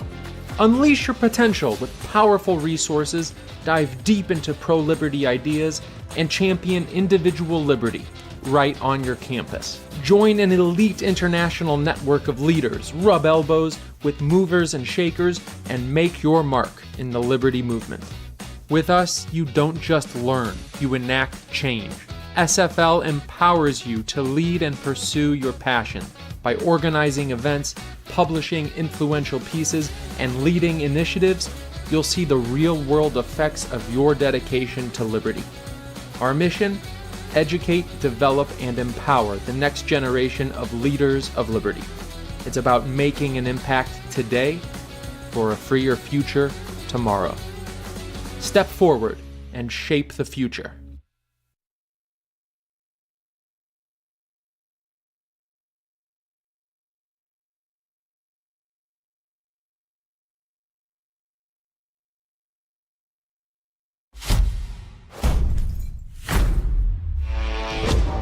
enjoy. This is the moment the story changed. We just did away with the TSA. Is the right to make our own health decision. Why are both the left and right trying to change it?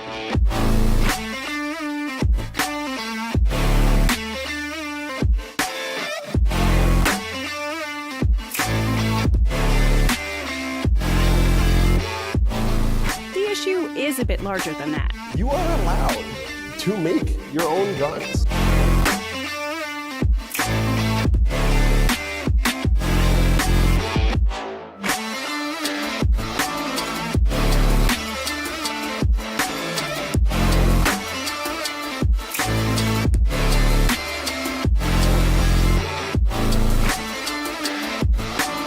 Who's really in charge of government? The war did not end the Great Depression, it masked it.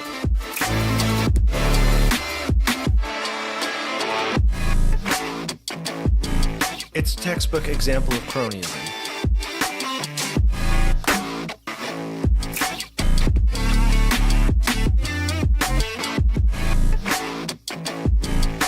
Pretty classical liberal, if you ask us.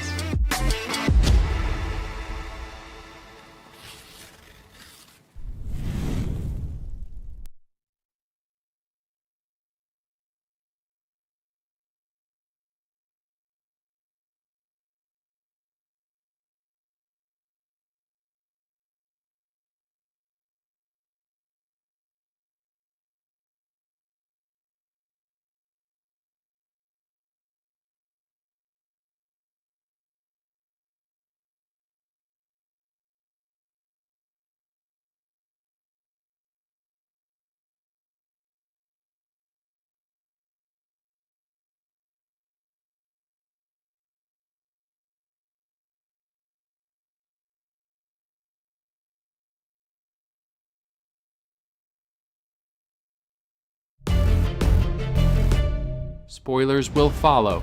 This is The Invisible Lens.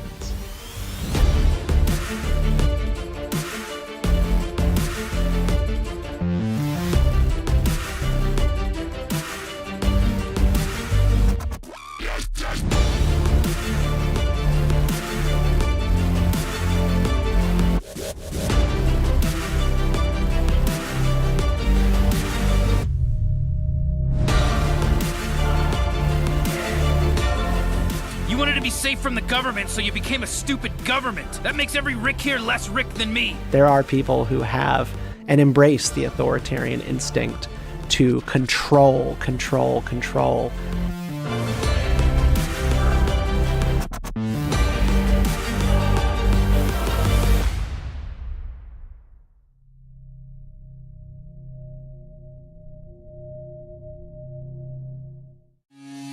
In the Students for Liberty Local Coordinator Program, we transform liberty-minded students into the visionary leaders of tomorrow.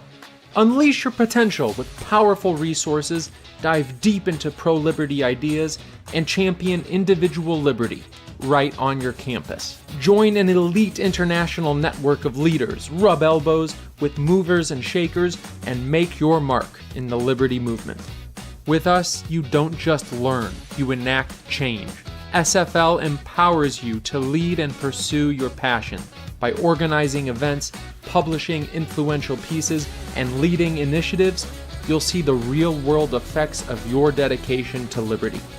Our mission? Educate, develop, and empower the next generation of leaders of liberty. It's about making an impact today for a freer future tomorrow. Step forward and shape the future.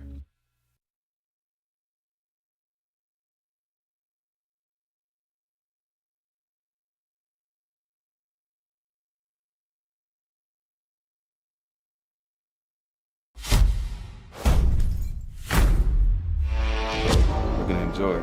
This is the moment the story changed. We just did away with the TSA.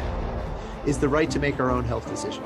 Why are both the left and right trying to change it?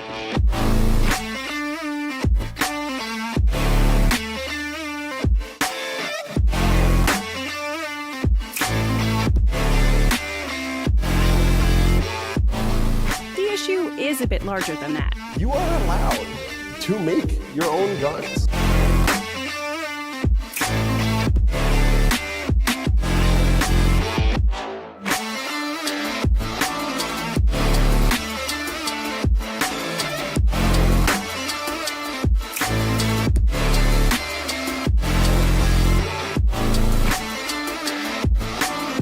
Who's really in charge of government?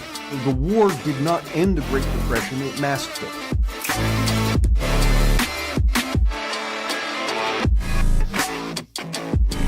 It's a textbook example of cronyism.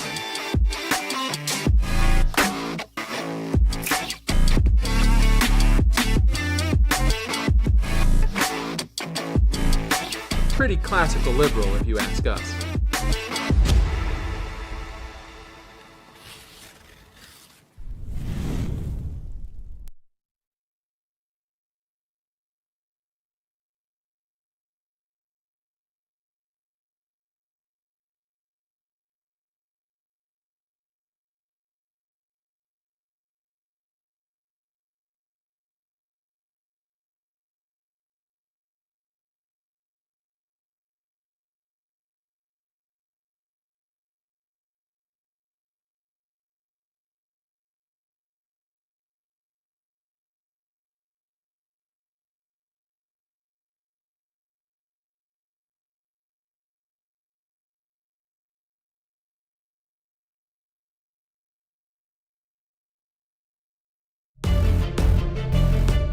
Spoilers will follow.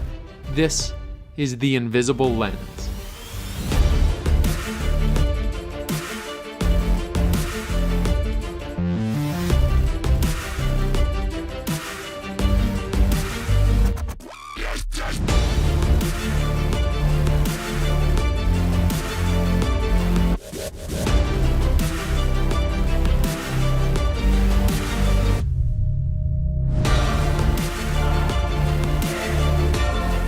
You wanted to be safe from the government, so you became a stupid government. That makes every Rick here less Rick than me. There are people who have and embrace the authoritarian instinct, all control.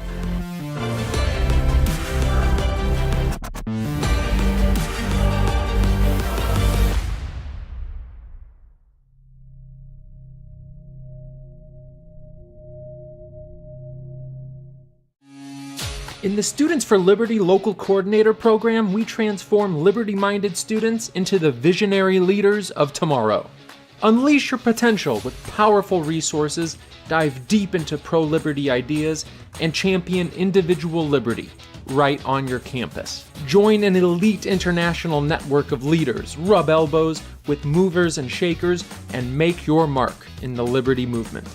With us, you don't just learn. It empowers you to lead and pursue your passion by organizing events, publishing influential pieces, and leading initiatives. You'll see the real-world effects of your dedication to liberty. Our mission?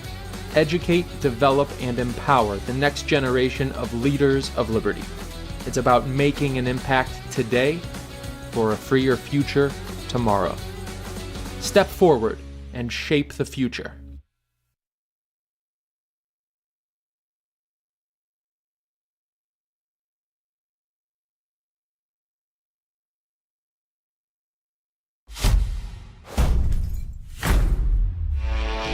We're gonna enjoy.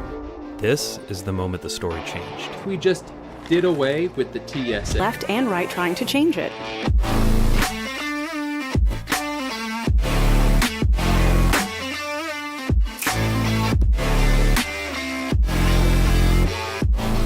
The issue is a bit larger than that. You are allowed to make your own guns.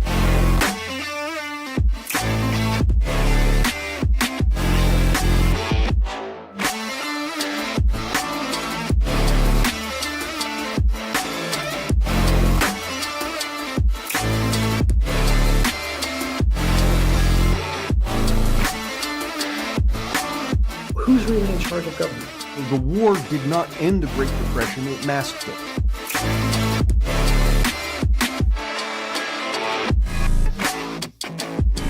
It's a textbook example of cronyism.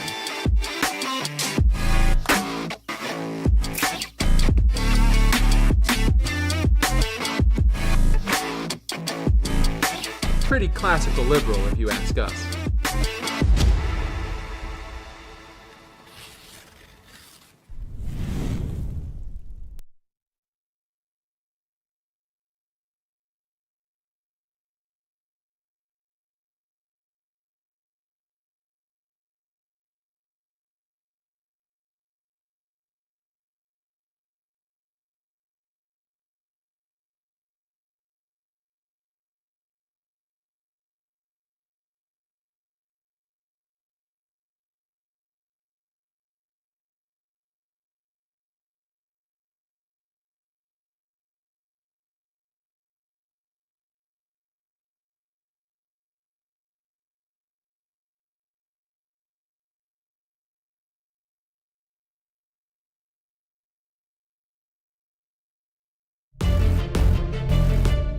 Spoilers will follow. This is The Invisible Lens.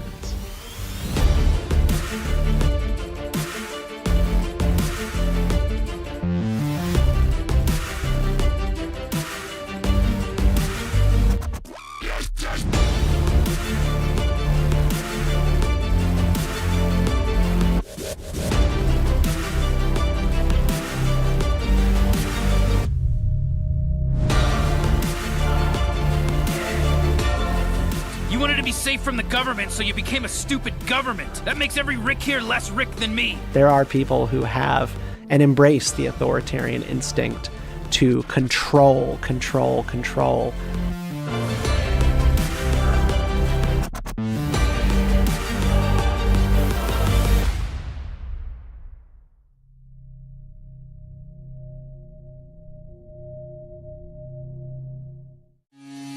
In the Students for Liberty Local Coordinator Program, we transform liberty-minded students into the visionary leaders of tomorrow. Unleash your potential with powerful resources, dive deep into pro-liberty ideas, and champion individual liberty right on your campus. Join an elite international network of leaders, rub elbows with movers and shakers, and make your mark in the liberty movement. With us, you don't just learn, you enact change. SFL empowers you to lead and pursue your passion by organizing events, publishing influential pieces, and leading initiatives. You'll see the real-world effects of your dedication to liberty. Our mission? Educate, develop, and empower the next generation of leaders of liberty. It's about making an impact today for a freer future tomorrow. Step forward and shape the future.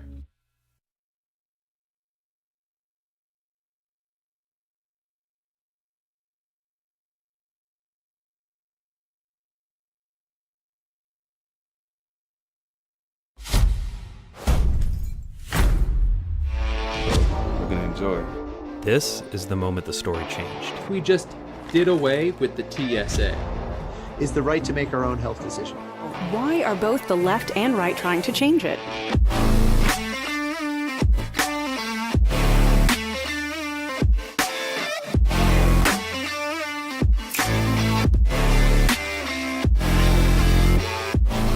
The issue is a bit larger than that. You are allowed to make your own guns.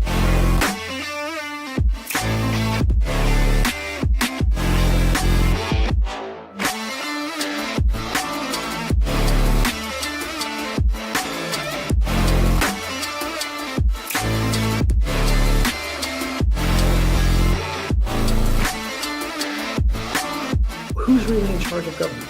The war did not end the Great Depression, it masked it.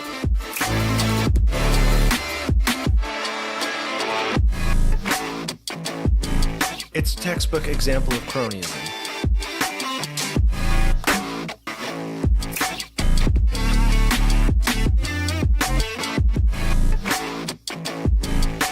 Pretty classical liberal, if you ask us.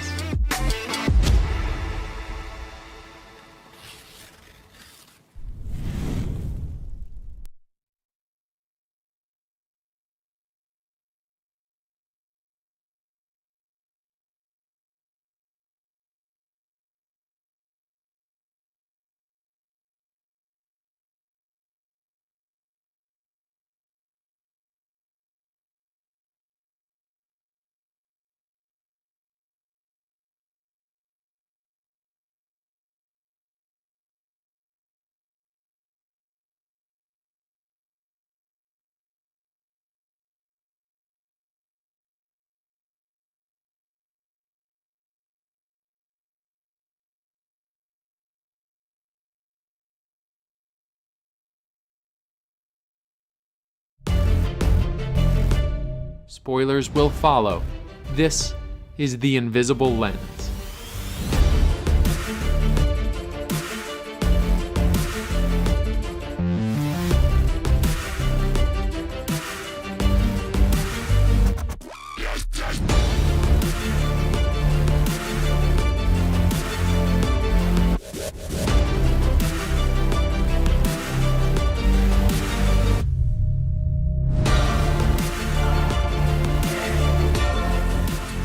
safe from the government, so you became a stupid government. That makes every Rick here less Rick than me. There are people who have and embrace the authoritarian instinct to control.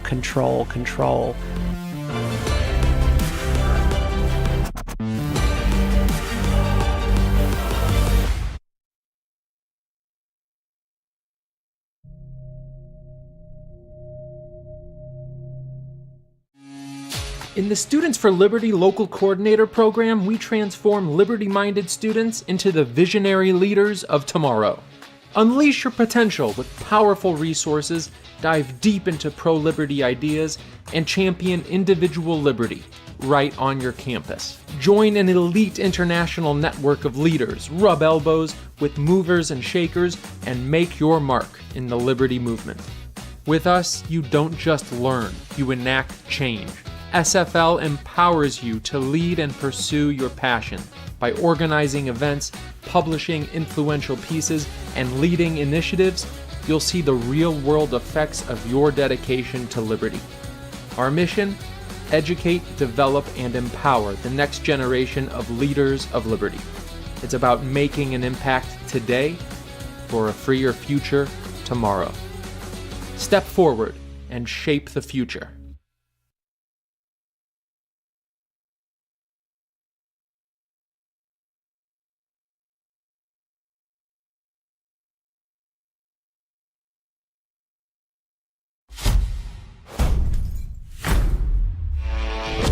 Enjoy.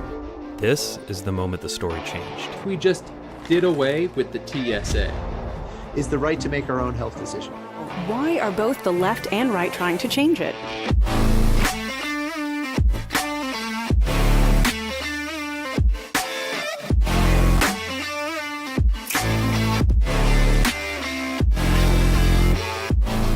The issue is a bit larger than that. You are allowed to make your own guns.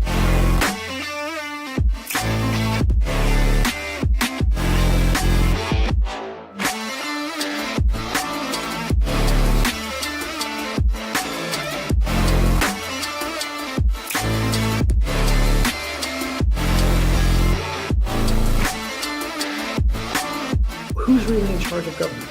The war did not end the Great Depression, it masked it.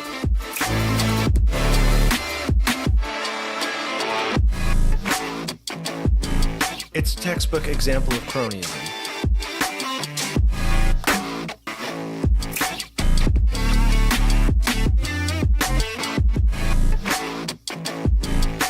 Pretty classical liberal, if you ask us.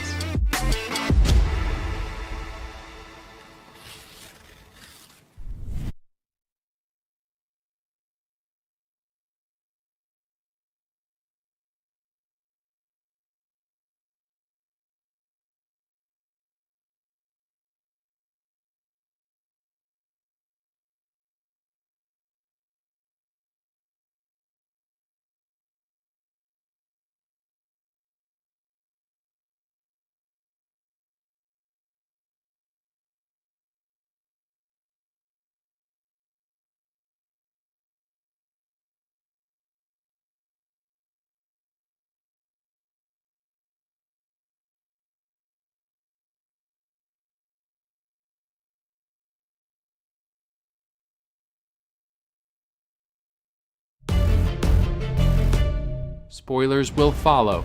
This is The Invisible Lens.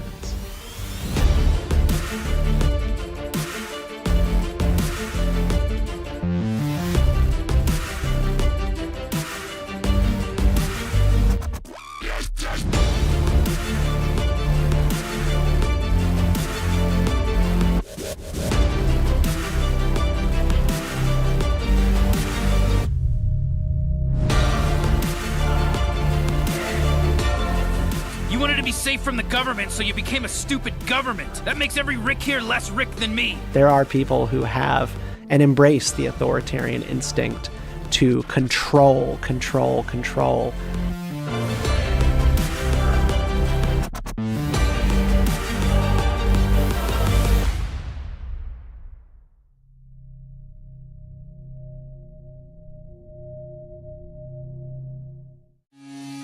In the Students for Liberty Local Coordinator Program, we transform liberty-minded students into the visionary leaders of tomorrow.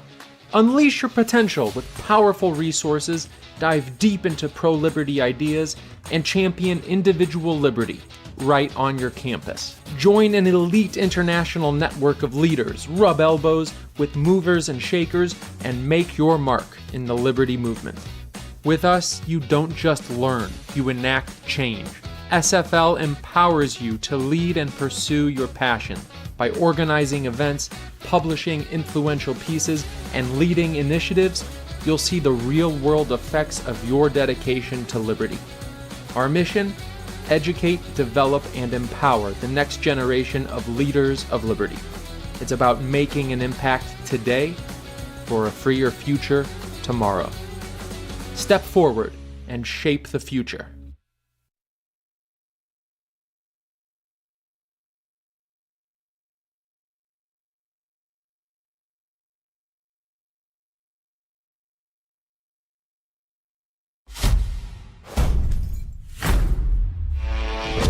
Enjoy. This is the moment the story changed. We just did away with the TSA. Is the right to make our own health decision. Why are both the left and right trying to change it?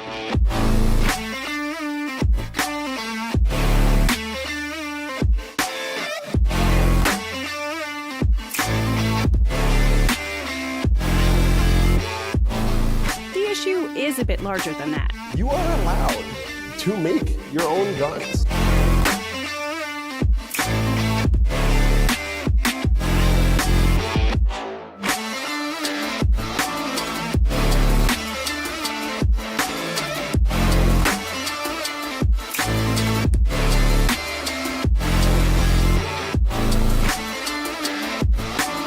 Who's really in charge of government? The war did not end the Great Depression, it masked it.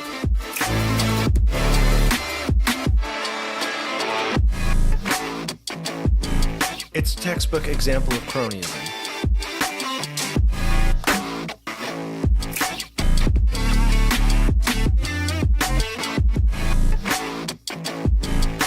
Pretty classical liberal, if you ask us.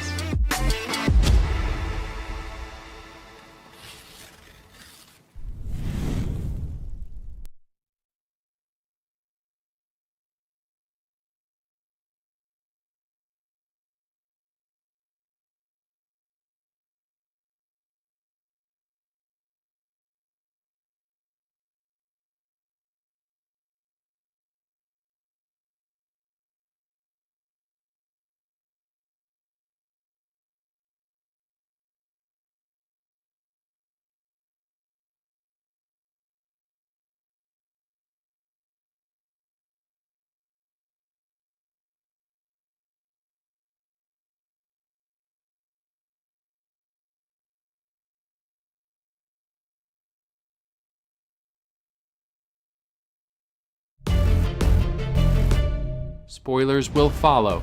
This is The Invisible Lens.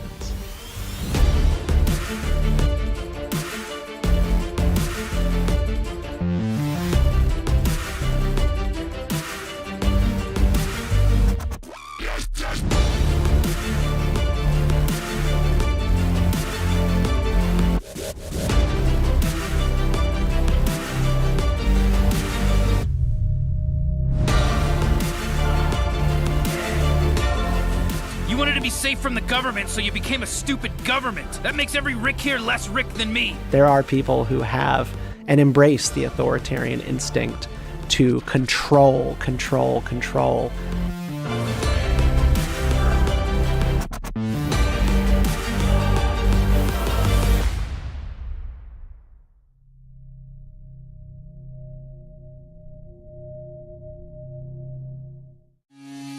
In the Students for Liberty Local Coordinator Program, we transform liberty-minded students into the visionary leaders of tomorrow.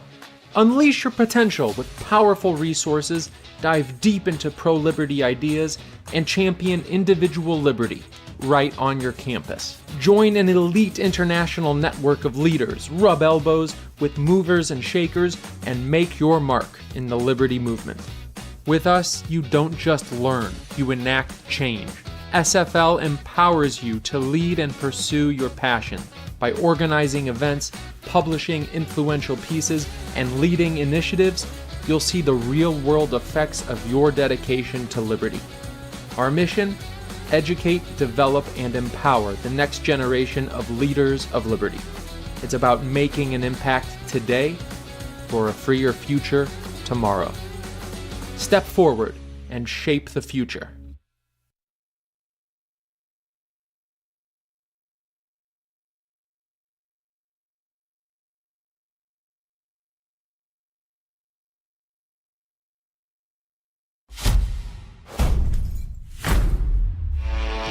We're gonna enjoy.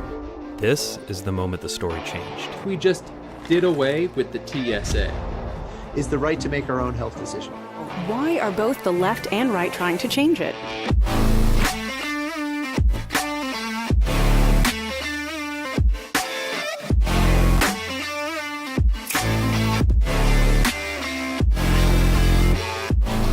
The issue is a bit larger than that. You are allowed to make your own guns.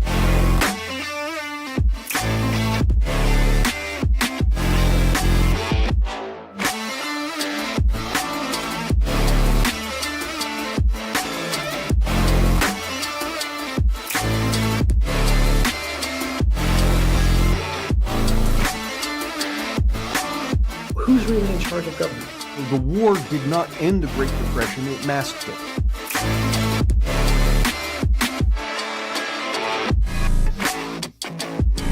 It's a textbook example of cronyism.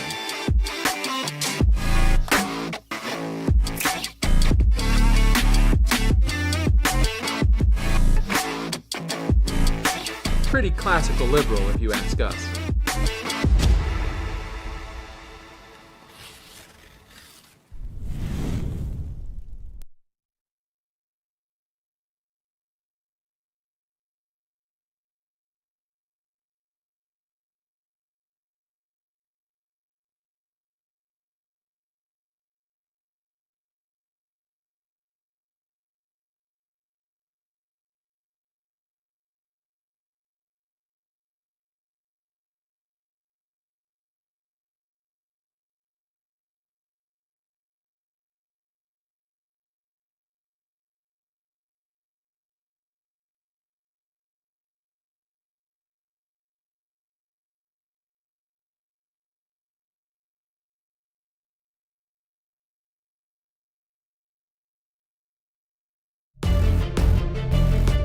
Spoilers will follow. This is The Invisible Lens.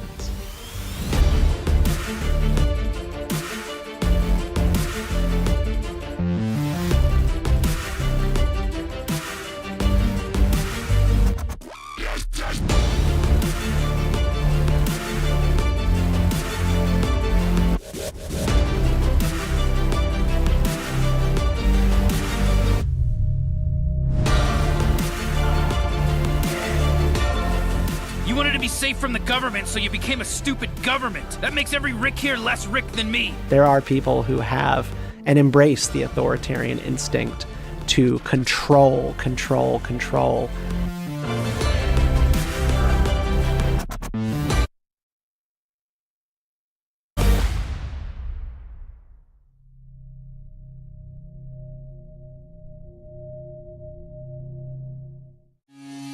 In the Students for Liberty Local Coordinator Program, we transform liberty-minded students into the visionary leaders of tomorrow. Unleash your potential with powerful resources, dive deep into pro-liberty ideas, and champion individual liberty right on your campus. Join an elite international network of leaders, rub elbows with movers and shakers, and make your mark in the liberty movement. With us, you don't just learn, you enact change. SFL empowers you to lead and pursue your passion by organizing events, publishing influential pieces, and leading initiatives. You'll see the real-world effects of your dedication to liberty. Our mission: educate, develop, and empower the next generation of leaders of liberty.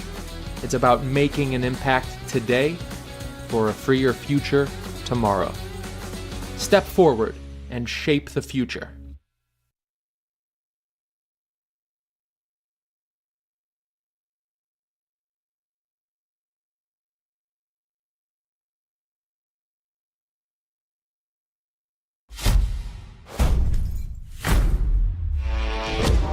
enjoy. This is the moment the story changed. We just did away with the TSA. Is the right to make our own health decision. Why are both the left and right trying to change it?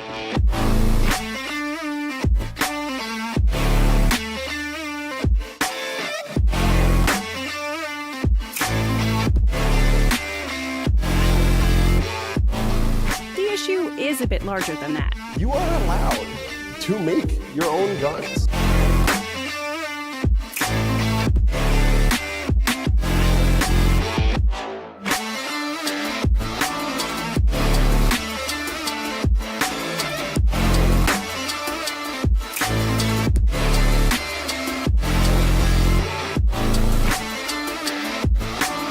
Who's really in charge of government? The war did not end the Great Depression, it masked it.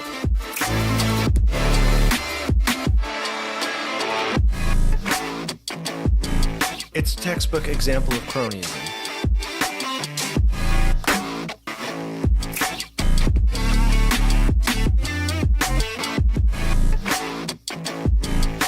Pretty classical liberal, if you ask us.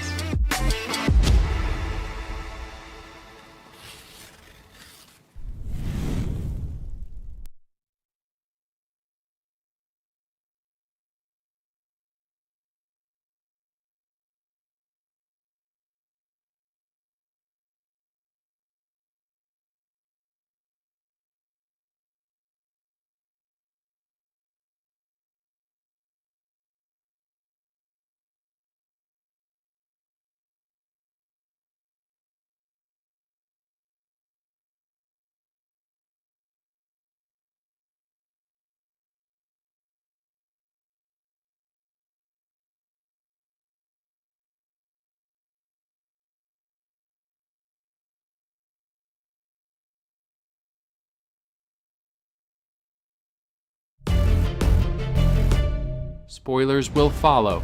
This is The Invisible Lens.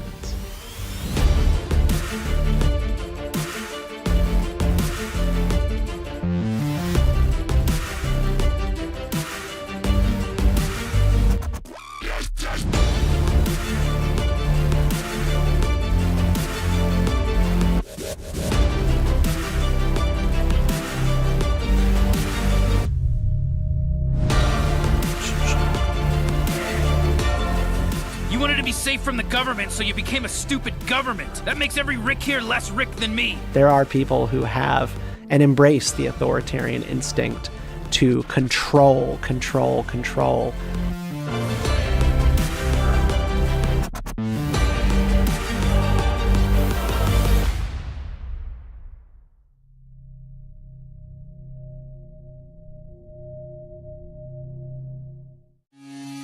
In the Students for Liberty Local Coordinator Program, we transform liberty-minded students into the visionary leaders of tomorrow. Unleash your potential with powerful resources, dive deep into pro-liberty ideas, and champion individual liberty right on your campus. Join an elite international network of leaders, rub elbows with movers and shakers, and make your mark in the liberty movement. With us, you don't just learn, you enact change. SFL empowers you to lead and pursue your passion by organizing events, publishing influential pieces, and leading initiatives. You'll see the real-world effects of your dedication to liberty. Our mission? Educate, develop, and empower the next generation of leaders of liberty. It's about making an impact today for a freer future tomorrow. Step forward and shape the future.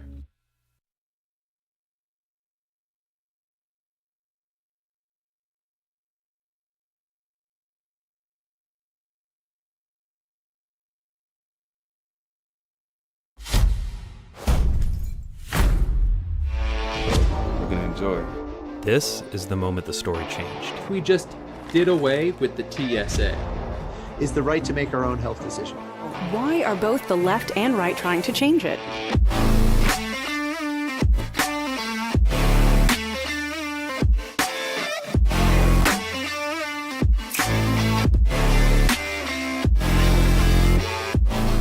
The issue is a bit larger than that. You are allowed to make your own guns.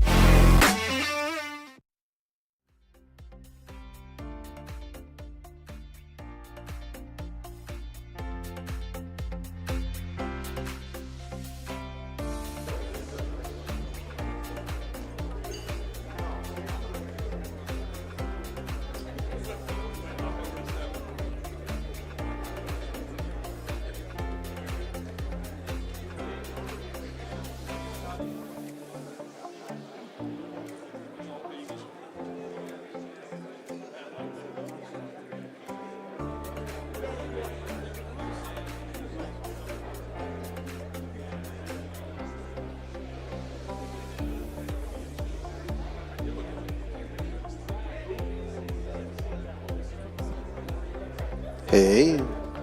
This is a microphone test. 1, 2, 2. Hey.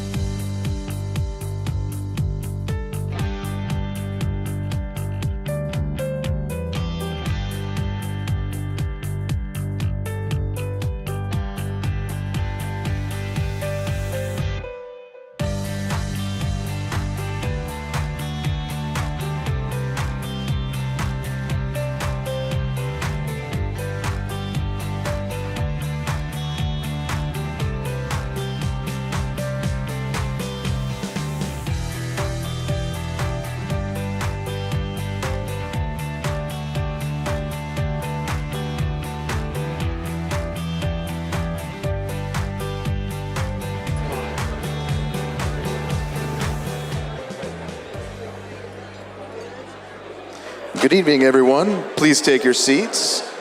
Food is about to be served. Good evening, everyone. Please take your seats. Food is about to be served.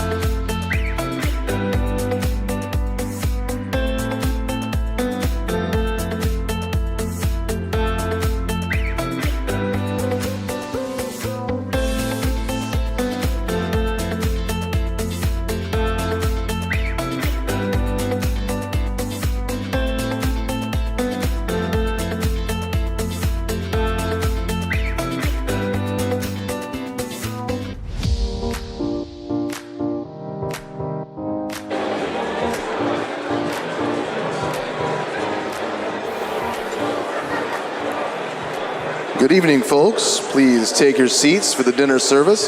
Take your seats for the dinner service. The program will begin at 8:20.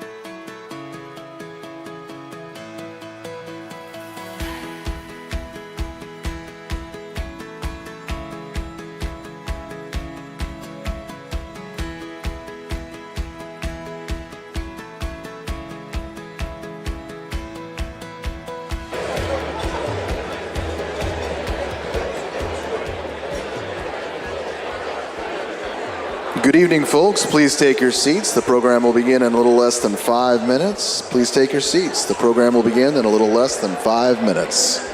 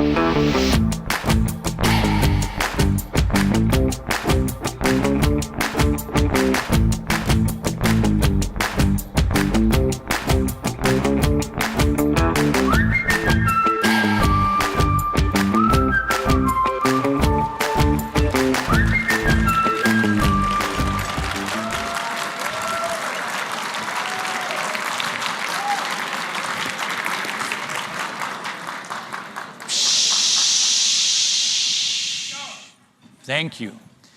Welcome everyone to this year's awards dinner of Students for Liberty.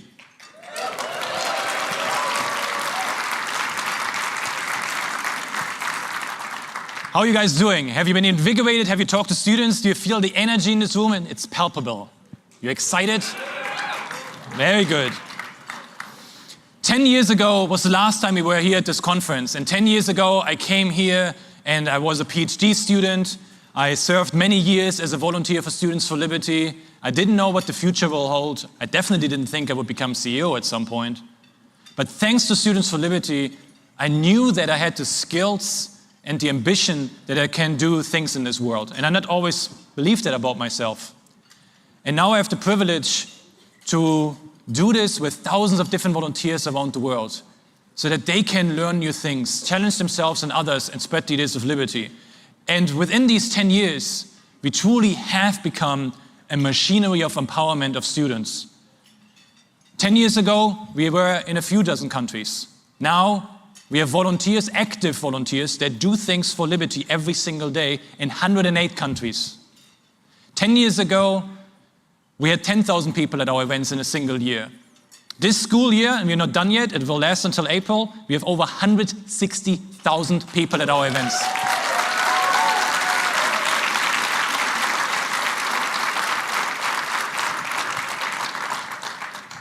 And these results are, of course, thanks to the work of many, many people.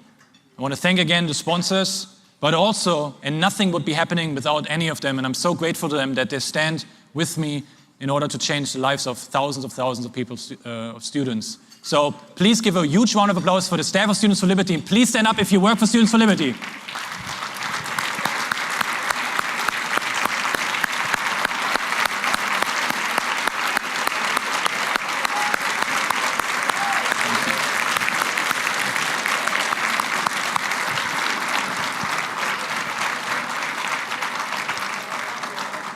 Thank you. And now I've seen some of our volunteers already stood up because they're really working for us. We don't pay them, but they do put the hours in, and I will tell you a little bit about that later. But also, I hope that you had the chance to talk to a student here. If you haven't had that, make sure that that's the goal of the night, that you talk to one of the international students, some of the American students here, and learn more about their stories. But now I would like to ask all of the volunteers of Students for Liberty also to please rise up.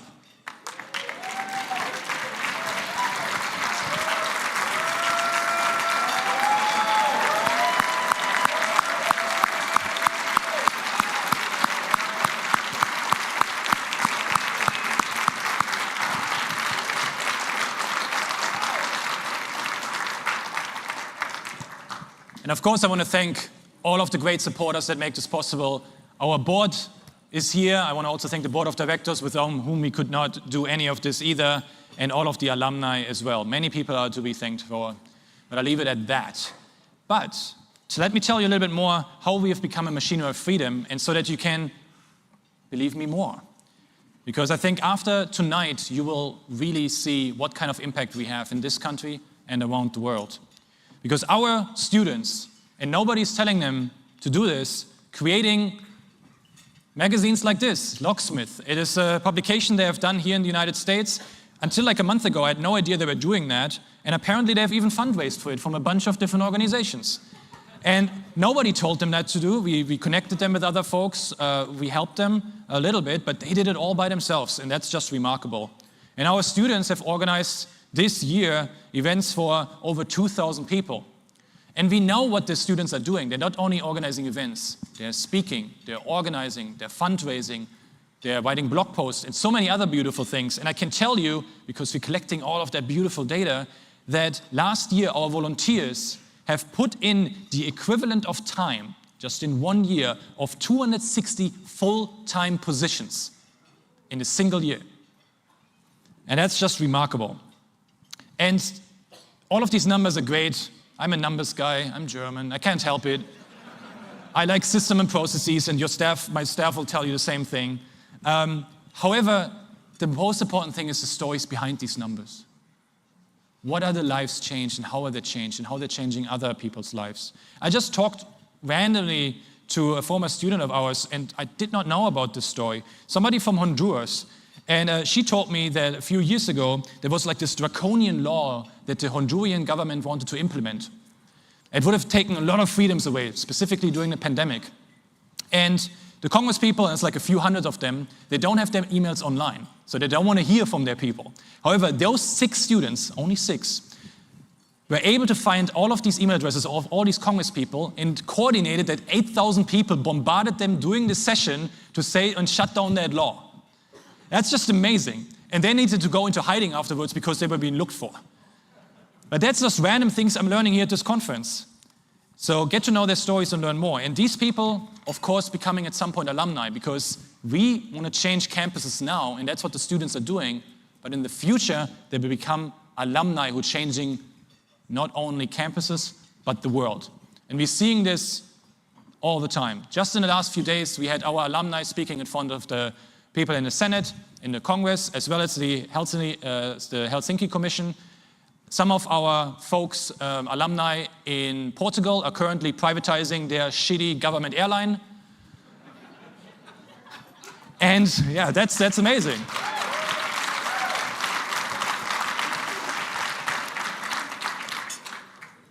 And in some areas, there is an existence of a liberty movement, and it's really thriving just because of us. Because I can tell you right now, if you look to the continent of Africa, 2/3 of all free market organizations, which is over 20 so-ish, in Africa are either founded by Students for Liberty alumni or are run by Students for Liberty alumni.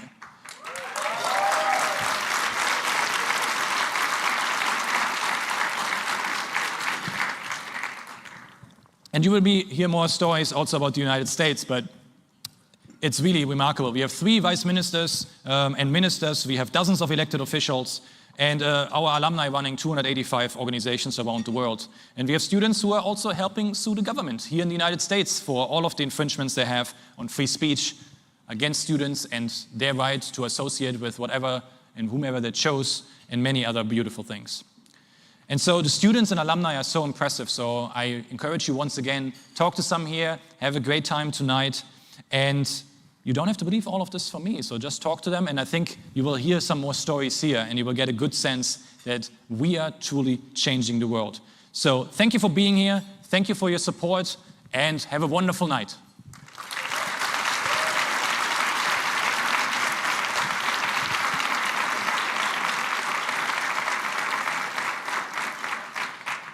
And now it's my honor to introduce none other than John Stossel. John Stossel was at ABC, Fox Business. Yeah, that's right. Give it up for John already, yes.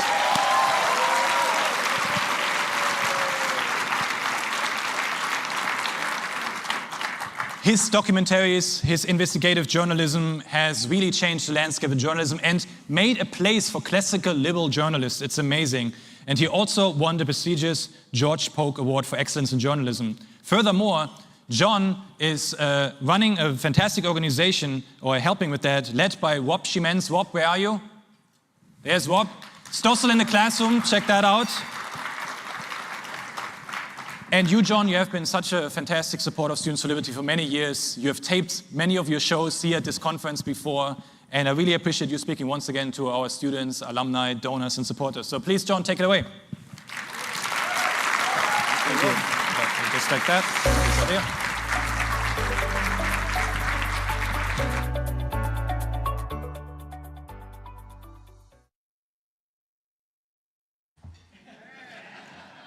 Whoops.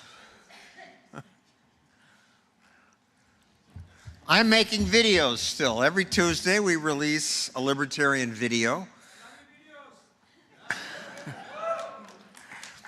We reach about average 2.3 million people, which isn't enough, and the ratings aren't the same as the Nielsen ratings were, because I can tell on the street when people used to come up all the time and say, you're what's his name, aren't you?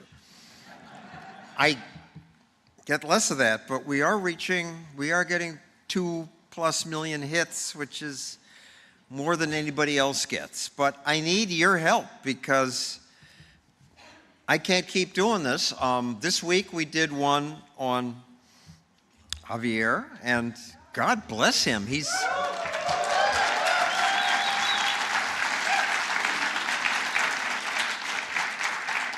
he seems still to have support. He's getting stuff passed despite some hostility, and it's finally something to be excited about among politics in the liberty movement.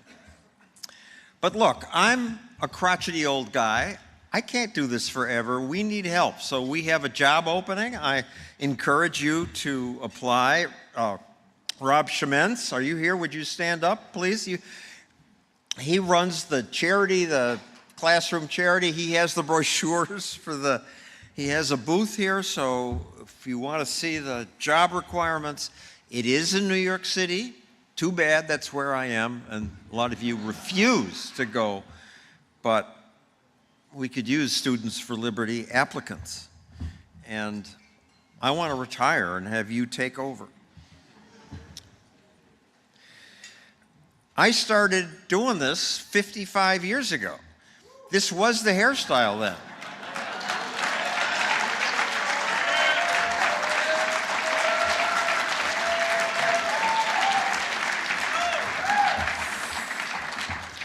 I was no libertarian. I was just a consumer reporter hired by a TV station, and they said, do this consumer reporting. And my attitude was like most people's. I mean, you have to acknowledge you people are abnormal. You get it. Almost nobody gets it. Our job is to help spread it, but it's not intuitive. And as a consumer reporter, I felt like most Americans, most people in the world do, say, okay, maybe capitalism is useful. It brings us some stuff. But by and large, it's cruel and unfair. And that's why we need government to regulate it and make it fair. And that was the kind of reporting I did, pointing out consumer scams. And my peers loved that. They awarded me 19 Emmy Awards. And I was, no, don't clap for Emmy Awards. They're bullshit. It's the liberal media praising itself. My feeling was what a lot of people have. You see a problem, you say, there ought to be a law. There needs to be regulation. The idea that competitive markets could solve it is just not intuitive, and that's for. And as soon as I started to say this is a problem, I stopped winning Emmys. Once I became a libertarian, I no longer won anything from my peers. I don't know why they are. It took me too long to understand the problems of the regulation. But I would do these consumer stories. We'd send a TV to a bunch of repair shops with a loose part. And 18 out of 20 places would say, oh, loose part, no charge. 2 would say, oh, we got to keep it over the weekend and charge us a couple $100. But we hidden cameraed the thing, so when we came back and accused them, they'd say, oh, I would never do that. And I could say, oh, yeah, watch this, and play the tape. And it was good television. And politicians would call up and say, oh, yeah, we saw that. We're going to fix this. We're going to create a Department of Consumer Affairs.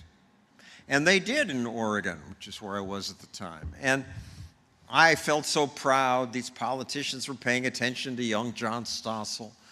But I stayed on the beat, unlike most reporters who go on. And so I would do the same thing a year later, and same results. Most people were honest. A couple cheated us. So why didn't the department make a difference? Well, the department now, I went to see them. They were in a dreary government building, and they were licensing repair people. And that makes intuitive sense to people. We license dogs. We license drivers. Somehow we feel it makes us safer. But in this case, all it did was meant that everybody had to pay a little more, and we had to pay more for our TV repairs, to go through the process of licensing. And the immigrant who couldn't figure out the rules went underground. Or people had to hire lawyers to explain the rules to them. And it just slowed everything down. And I saw this again and again because I stayed on the beat and just was bewildered by it. And I started to try to read more, to understand. I read the conservative media, which seemed to want to go to war with everybody and police the bedroom. So that made no sense. I looked at more liberal media, and they wanted more regulation. I finally accidentally discovered Reason magazine, and this was my epiphany. Oh.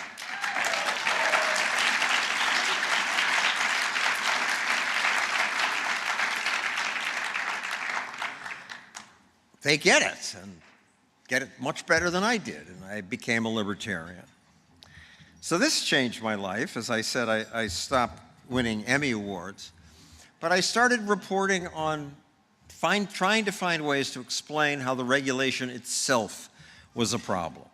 I tried to open a lemonade stand in Manhattan. I couldn't do it legally in under 10 months. And I mean, the stuff you had to do, you had to take a 15-hour food protection course. You had to take an exam, and you had to wait weeks just to take the exam, and so on. And then you could finally be legal if you bought the government-approved fire extinguisher. But this is crazy, and yet people still say, there ought to be a law. Got to do something about it. And then I saw that all these regulations, they didn't even have an effect on the obvious crooks. The people selling the penis enlargers and the breast enlargers and the burn fat while you sleep pills kept getting away with it because the legal system is so slow. The idea that market competition would solve these problems, and now with the internet giving people good consumer advice, just doesn't reach the media.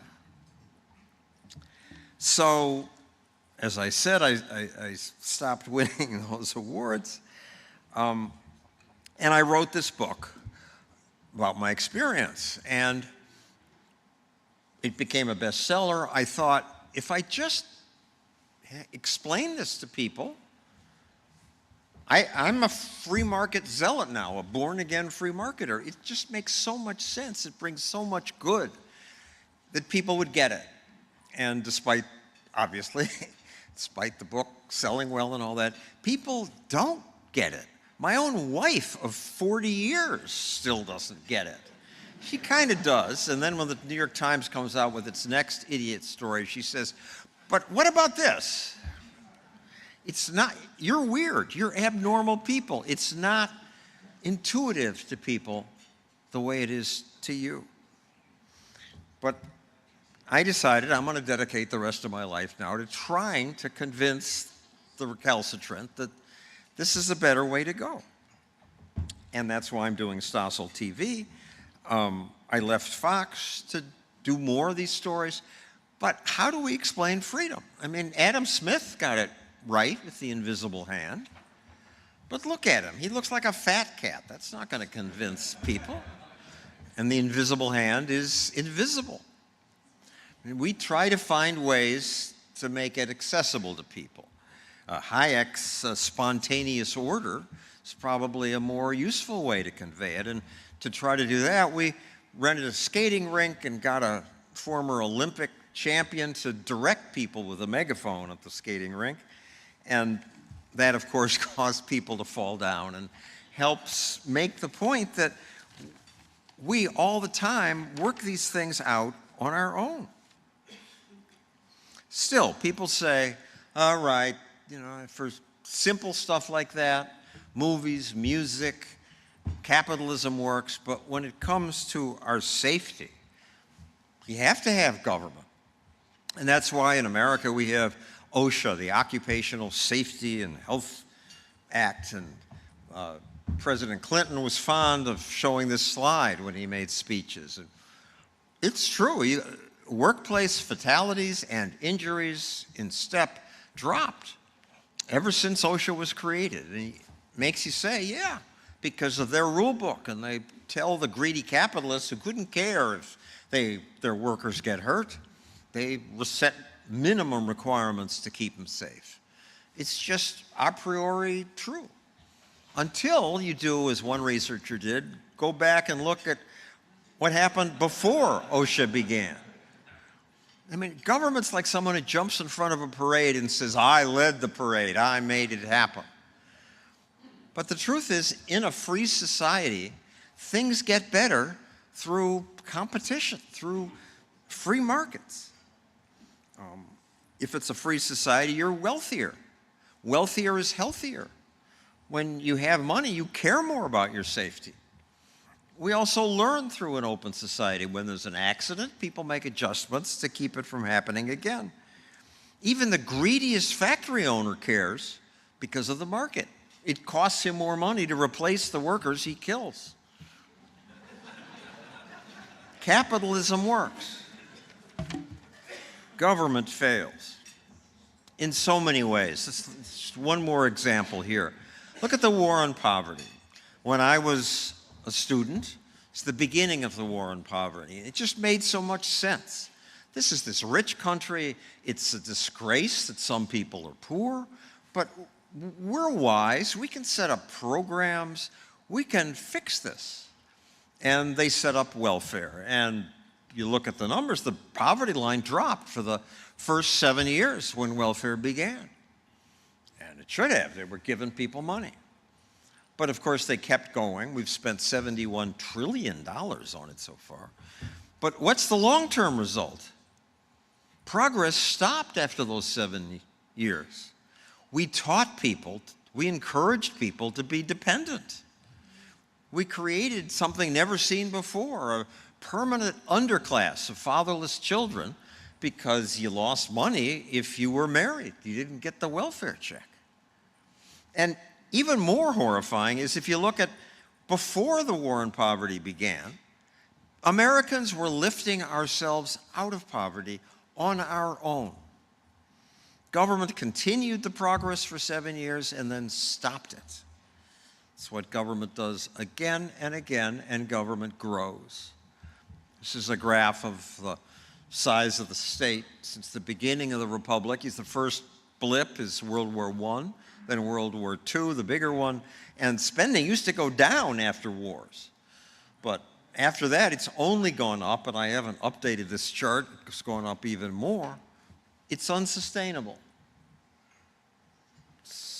We have to deal with this. We have to explain to people what works and that this doesn't work. And it ought to be easy because you can see what works. Our ideas work. Look at, as Milton Friedman used to cite, Hong Kong. This little island with no natural resources, it's just a rock. It went from third world to first world in 50 years.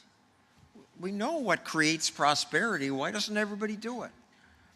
What happened in Hong Kong? Well, they had economic freedom, the main ingredient that lets people make themselves prosperous. It's actually not just economic freedom. You need rule of law. You need to know that if you build a factory, the dictator isn't going to take it from you, or somebody isn't going to steal all your product. So those two things. And they had this in Hong Kong. British rulers prevented people from killing each other, or stealing each other's stuff. And then they did something wonderful. They sat around and drank tea. They left free people alone to pursue their own interests, and Hong Kong prospered. I mean, we know what works. It's easy to start a business, or it was in Hong Kong. I started one in a day. It just took a 1-hour trip to get a permit. My business was a stupid business selling ABC yo-yos and frisbees that nobody bought, but that ability to try something is what made prosperity possible. Now, for this hour, ABC sent me around the world. They were spending big in those days, and we stopped in India, where if you want to start a business, you have to get permission from these people. And it could take years, and good ideas died on those shelves in the background. I mean, why is India poor? People from India get rich when they come to free countries. India is poor, I would argue, just because of intuitive regulation. There ought to be a law. The stuff that my wife and most Americans still believe.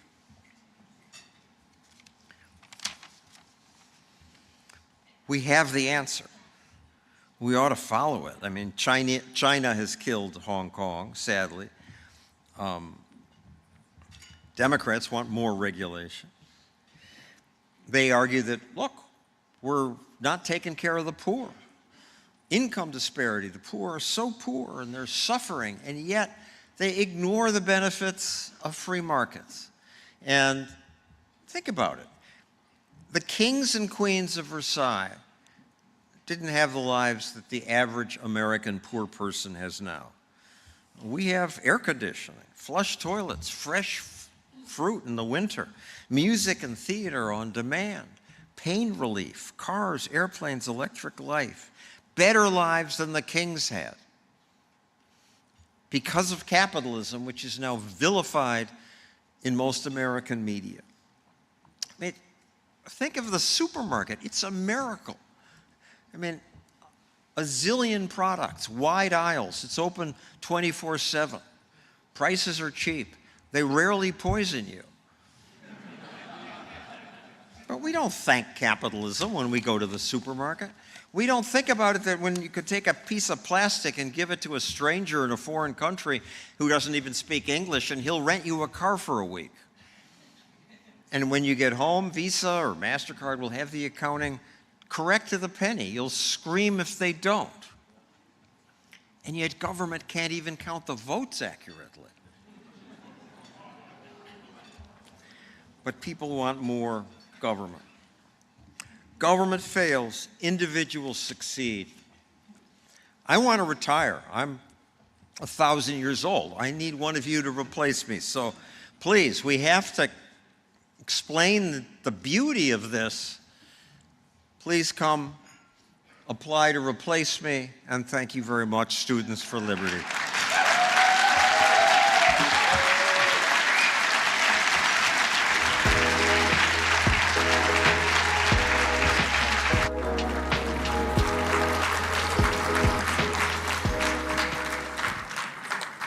Thank you, John. Thank you so much.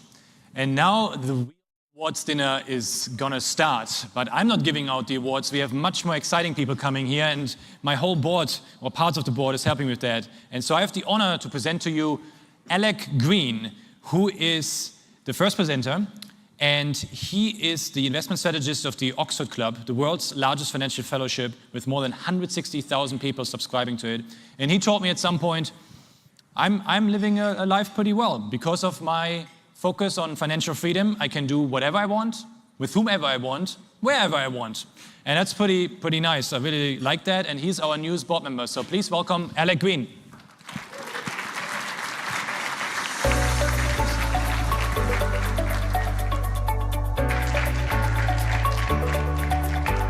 Hi. Thank you so much. I'm very excited to be the newest member of the board of Students for Liberty. Wolf asked if I might say a couple of words about why I wanted to be on the board. Like many longtime libertarians, I feel like society flourishes most when people are left alone and free from government intervention. And so I wanted to promote the ideas of political and economic and personal freedom. And what better way to do that than with a bunch of smart, energetic, creative young people like we have here tonight. So,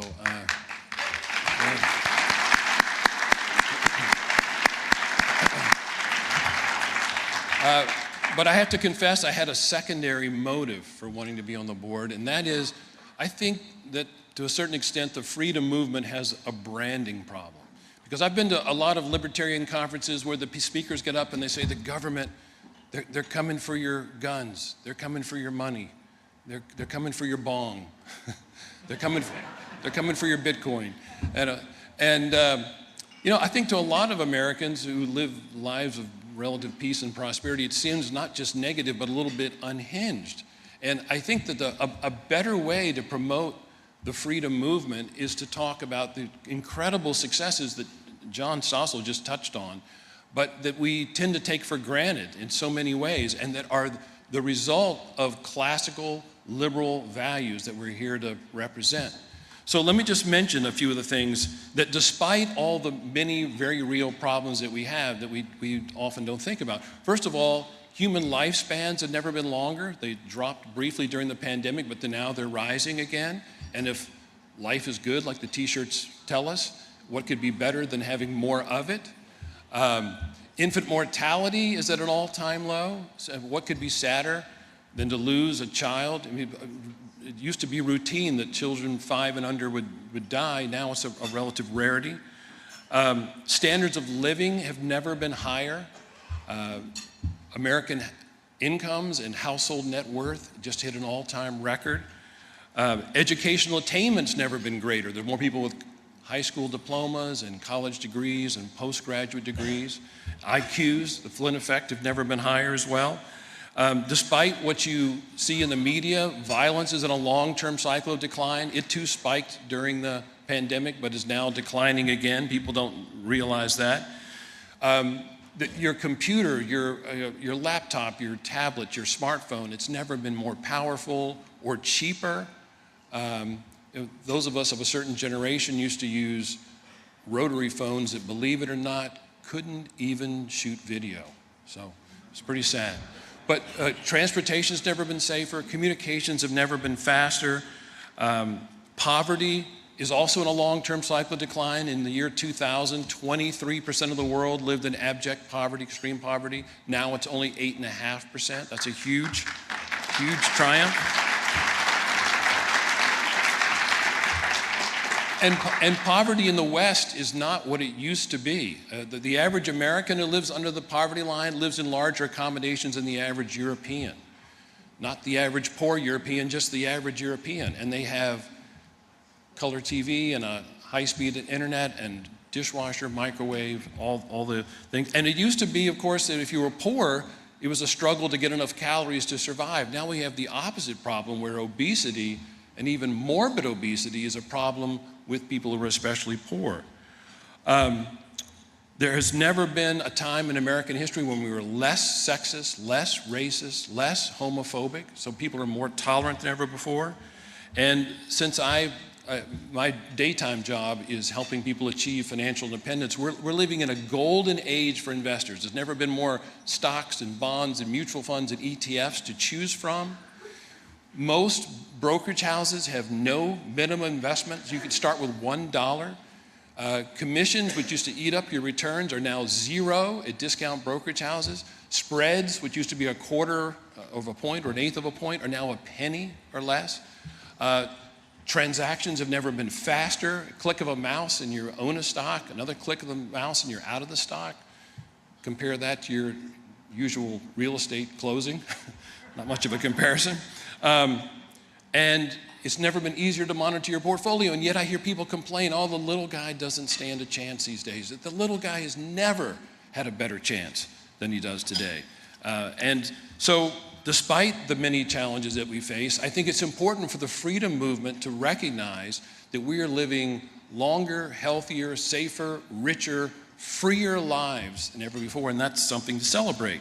And so I'm excited that you students, you happy warriors, are going to go out and spread the word and change the world and show people how democracy and property rights and the rule of law and economic freedom can change the world. So anyway, back to the awards. I'll tell the video team here.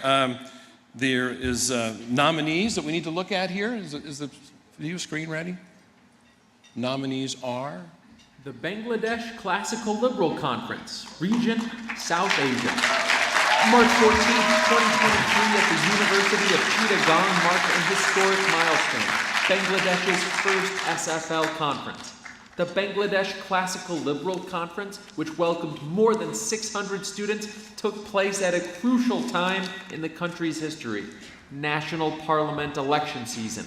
The nonpartisan SFL Bangladesh team sought to expose students, mostly first-time voters, to market-based ideas and help them analyze candidates based on the soundness of their economic policies. By emphasizing the connection between free markets and environmental sustainability, the Bangladesh Classical Liberal Conference challenged conventional perspectives and sparked innovative thinking. Thanks to meticulous planning and comprehensive organization, the event attracted a diverse audience, including renowned professors who participated as speakers, panelists, and attendees. One highlight was the presentation of a Bangladeshi entrepreneur whose rags to riches story evoked reflection on the country's regulatory obstacles.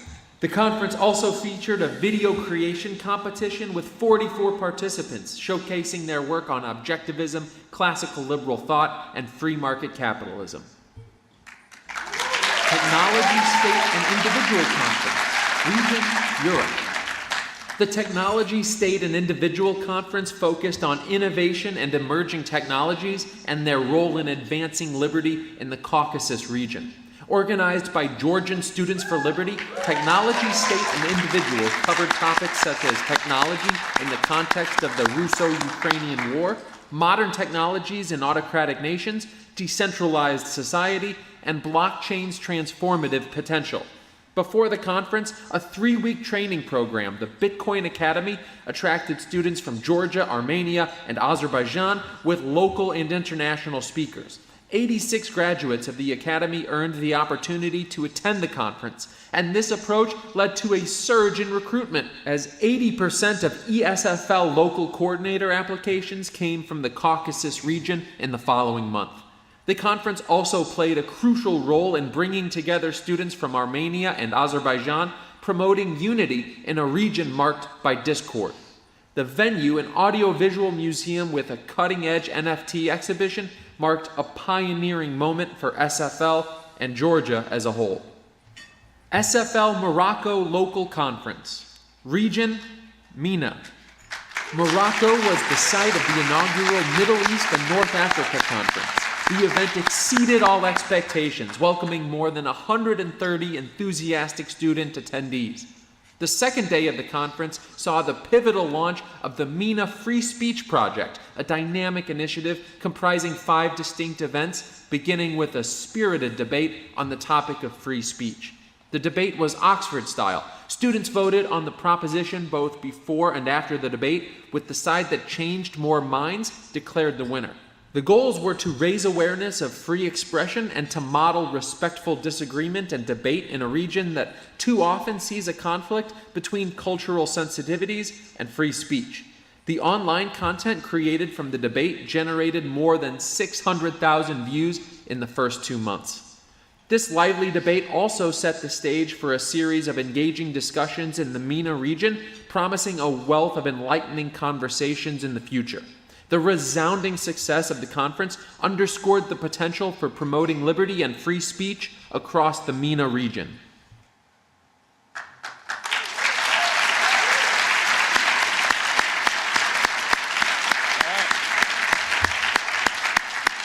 And the winner is Bangladesh Classical Liberal Conference.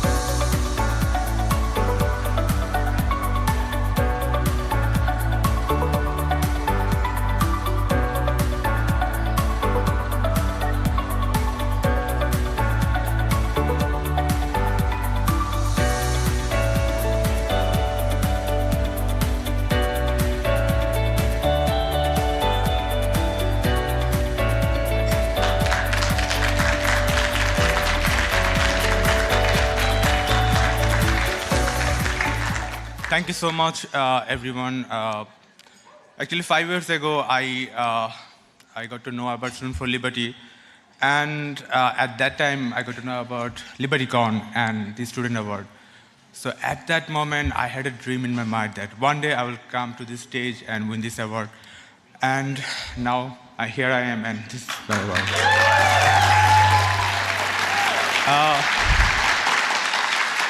I would like to thank Students for Liberty for giving us opportunity to spread classical liberal ideas every single corner of the world. And also I want to thank my local coordinator in Bangladesh who worked hard a lot to make our conferences success. And I want to thank my mentor, Joe Dennis. Without his guidance, it wouldn't be possible. Thank you so much, Dennis, for everything. Keep supporting us. Peace. Thank you.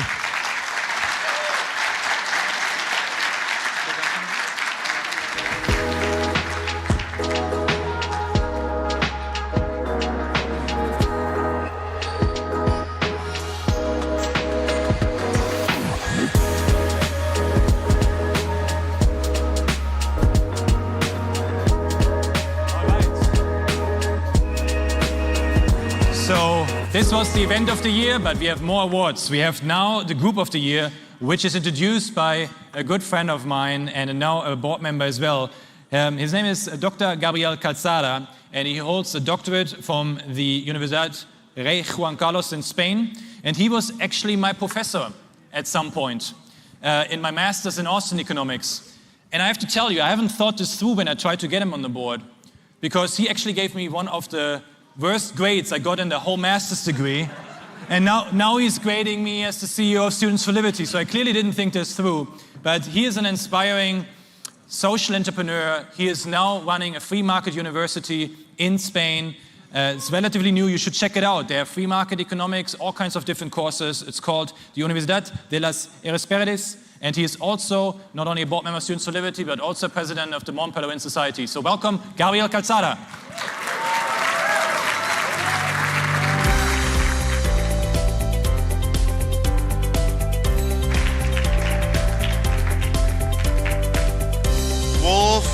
You perfectly know that the only reason why I am here is because I blackmail you with showing your report card and your disciplinary card. The Group of the Year award. In fact, Wolf, I always thought about that year that you had an incredible group. I remember I was always a little bit jealous because looking to a group of 20-something students, very passionate about knowing more about the history of our, the pillars of our civilization, different ways to defend liberty, what to do, and share ideas, experiences. This is something that I didn't have at all. I was at a university where there were over 100,000 students, and I found the ideas of liberty in my first semester. I discovered them. I was really enthusiastic. I discovered a whole new world. It was like, I have new glasses. I can see the world in a complete different way. Now I really see what happens. And it was only in the last semester, the last few months, when I finally found another person between these 100,000 students that share my values. And looking at your group, I was also like, wow, I was mesmerized. I was like, this is so fantastic. So to find your pulse, to find the people you can work with, to share ideas, discuss it, is really something really important, especially if you want to defend something as important as freedom. I always also looked at the history of the Circle Bastiat, this group in New York of students, Ralph Raico, Murray Rothbard, George Reisman, Robert Hessen, and Leonard Liggio, that found each other while they were students and collaborate and did a lot of things together. They read together, they discussed together. And of course, they needed huge magnets like Mises and Ayn Rand, and this is why they found, and Foundation for Economic Education, this is how they found each other. But I always thought how difficult it has been for ages to find the other students that have your own values, especially when you're defending or you want to defend or know more about liberty. This has changed a lot thanks to technology, of course, thanks to the internet, but also thanks to Students for Liberty. And if not for Students for Liberty, it will be so difficult.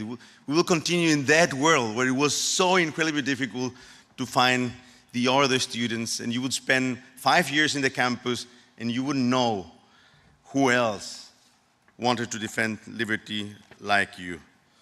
So thank you, Students for Liberty. Thank you to all these groups defending freedom in the campuses all around the world. And the Group of the Year Award nominees are Georgian Students for Liberty, Region Europe. Georgian Students for Liberty built on their impressive reputation, organizing 3 regional conferences, 8 in-depth schools, and 41 local events. One notable event, Technology, State, and Individual, nominated for Event of the Year, brought together 86 attendees from Georgia, Armenia, and Azerbaijan. The Tbilisi Regional Conference later in the year received 406 applications, with 130 students selected to attend. Georgian SFL also hosted the Ayn Rand Conference, bringing together 110 attendees at a cost of only $250. And the team's dedication to recording Learn Liberty videos at the Russian border garnered significant attention. But perhaps their most impactful contribution came in early March 2023 when Georgian Students for Liberty took to the streets to oppose a Russia-inspired proposed law. This controversial bill threatened the nation's aspirations for stronger European bonds. Undeterred, the students faced off against a brutal police force, enduring tear gas, water cannons, and excessive pepper spray. They not only protested, but also provided support to fellow demonstrators and distributed SFL-branded protest materials, resulting in the withdrawal of the proposed law. Es Libertad Argentina, Region Es Libertad. In recent years, Es Libertad Argentina has faced a series of pre-existing challenges, including some of the world's lengthiest and most stringent COVID-19 restrictions, political upheaval that divided the youth along partisan lines, and a deteriorating economic crisis that discouraged young people from participating in volunteer programs. Into that void stepped Es Libertad Argentina with strong and determined leadership. Its resolute leaders took deliberate steps to rejuvenate Argentina's pro-liberty network, transforming it into a consistently high-performing entity marked by steady improvement and progress. They hosted multiple LibertyCon events and initiated a long-anticipated expansion into provinces beyond the capital, nurturing the growth of top leaders throughout the region. Perhaps most notably, SFL Argentina can count Javier Milei, the newly elected president of Argentina, as an ally. He has regularly been spotted wearing a Students for Liberty pin. The accomplishments of the Argentine group are not only promising, but also serve as a testament to the resilience and determination of Es Libertad groups in the face of challenging times. They have exemplified effective leadership and unwavering commitment as the Argentina group turned adversity into opportunities for growth and success. SFL Peshawar, Pakistan, Region South Asia. A small but determined group, SFL Peshawar has emerged as a shining example of grassroots activism and fundraising for liberty. SFL Peshawar, with its commitment to fostering freedom in a region near Taliban-ruled Afghanistan, has organized more than 30 events with more than 650 participants. SFL Peshawar has also produced 3 Prometheus Fellows. The group's successful organization of the KP Business Plan competition was a major highlight. This Shark Tank-like competition, hosted by the national influencers in partnership with SFL Pakistan, provided a unique opportunity for aspiring student entrepreneurs to showcase their innovative ideas and receive valuable feedback from industry experts. All 3 winning teams from its first leg have already established sustainable business entities in Peshawar.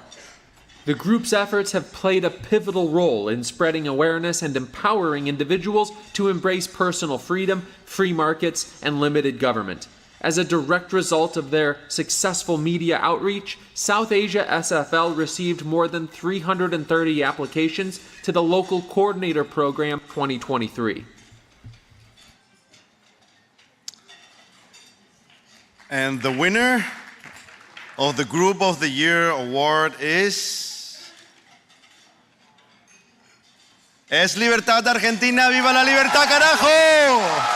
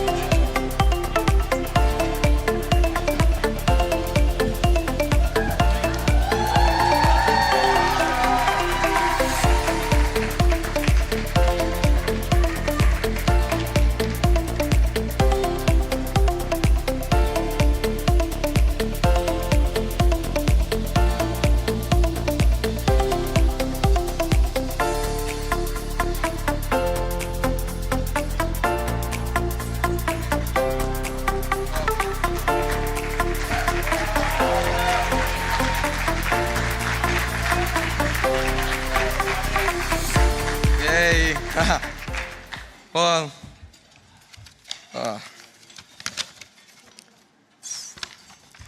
well, thank you, ladies and gentlemen. In 2022, Lionel Messi became the world champion, winning the World Cup.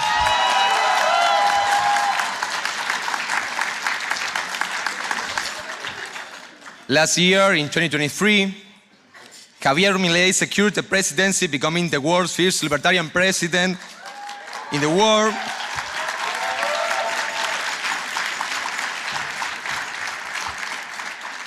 And lastly, but not least, in 2024, SFL Argentina won the Team of the Year award.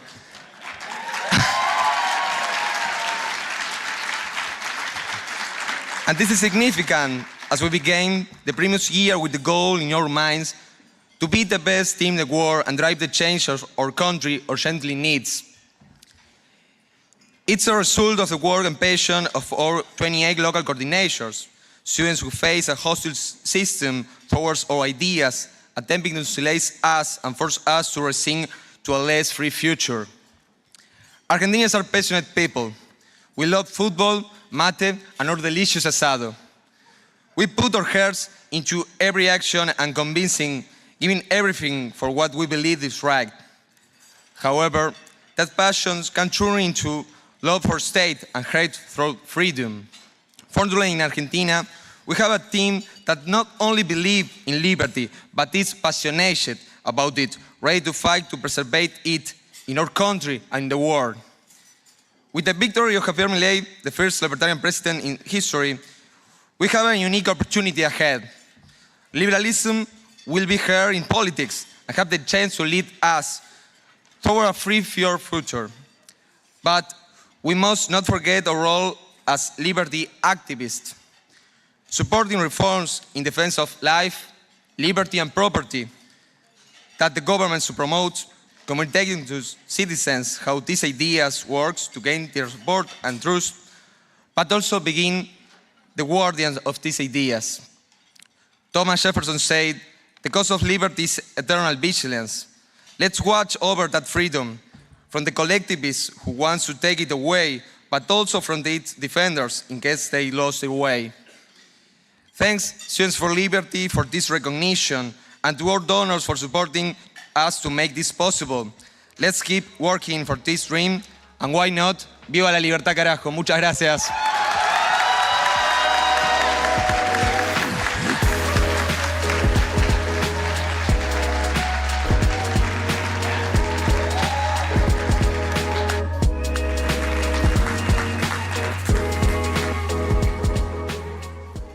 All right, now we're switching it up. I told you a little bit about the students, and you will be hearing a little bit more about that, but we also need to honor some of our alumni. And so our next presenter has been a writer for Reason magazine since she was an intern. So many of you might already know who I'm talking about. And now she has risen to be the editor-in-chief at Reason. And you can hear her opinions and hot takes every Monday on the Reason Roundtable podcast. Please welcome none other than Catherine Mangu-Ward.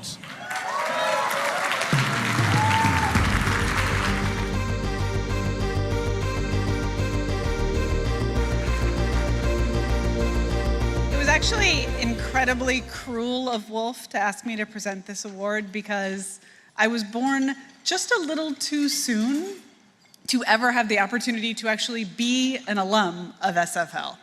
I missed my chance, but it's nonetheless a tremendous honor to be here to present this award. Selfishly, I have benefited hugely from the network of alumni that SFL has produced. Many of them work at Reason Magazine, some of them are here tonight. And I am now incredibly honored to serve on the board of SFL as well. I think that, SFL has been a dynamic and robust organization for many, many years, but it's really coming into its own, and the alums are a huge part of that. It's, sometimes easy to get an infatuation or an enthusiasm in college or when you're a student and then leave it behind.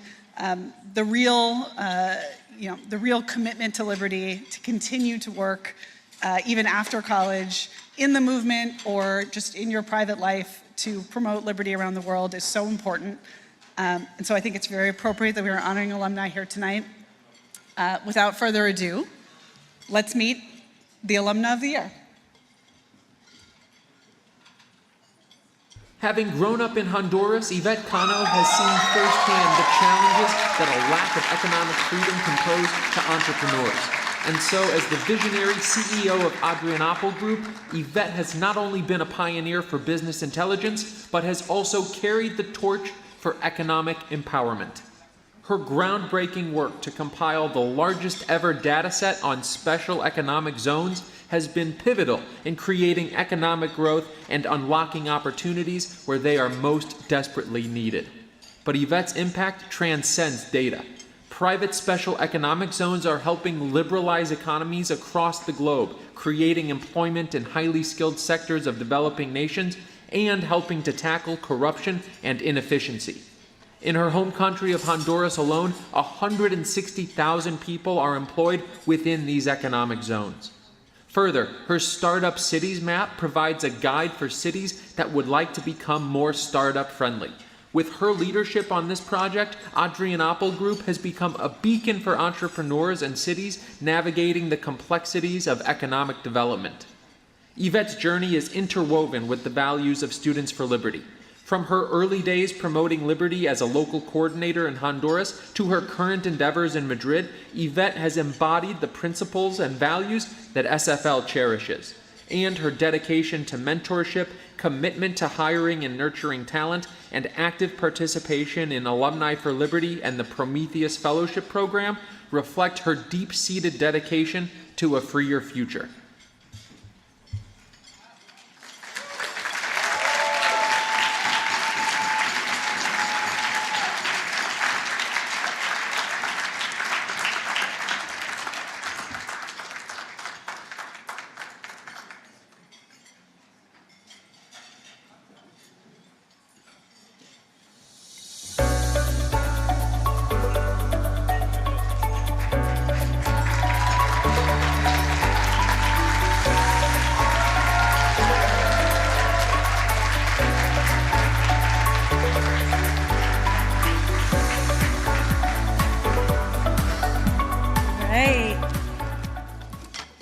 Hi, everybody. All right, ladies and gentlemen, fellow advocates of liberty, friends, my mentees, thank you so much for such a kind introduction, really. It is with immense gratitude and pride that I stand before you today as a recipient of the Alumni of the Year Award. I want to thank Dr. Wolf von Lauer, and especially Jorge Girasati and the alumni team for your unbreakable commitment to liberty. My journey with Alumni for Liberty has been a testament to the unwavering spirit that courses through each one of our veins. For years, I've dedicated my efforts to leading student groups in Honduras, facing the challenges of political turmoils and authoritarian policies firsthand. We're fighting for more economic freedom, ease of doing business, investment, development, job creations, and to be able to live a thriving life at home. not being forced to put our lives in a suitcase and leave. Thousands of unaccompanied children, mothers, families, friends, neighbors are having to leave Honduras as a desperate consequence for the lack of opportunities caused by socialist, populist, and oppressive governments. But this is not just Honduras. Many of our students worldwide, whether they're from Honduras, Venezuela, Afghanistan, India, Nigeria, or Poland, they have been forced to leave their homelands due to years of dictatorships and oppressive governments. Our activists have been targeted, repressed, harassed, and in an effort to asphyxiate their fights and spirits, they have been excluded from financial services. For these reasons, many of us alumni here today, who are talented professionals, politicians, academics, and leaders, we're fighting together to increase financial freedom for our activists and immigrants alike.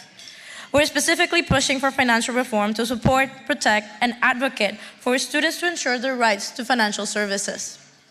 We have met with the European and American institutions to raise awareness and help safeguard the financial freedoms of these activists. This week alone, we met with policymakers at the Senate, State Department, and Congress here in Washington, D.C. I am also honored to have conversed, mentored, and to be inspired by the incredible work that each one of you does worldwide. Tomorrow, when we return to our home countries, I hope the stories we heard today continue to inspire us. They've definitely inspired me. And remind us that even when it feels lonely and like nobody's listening, there are thousands of activists, students motivated around the world who believe a freer future is possible, who believe we can have a country we do not have to escape from. It's in this collective effort that fuels the fire within us, reminding us that the fight for liberty is the one fight worth fighting for.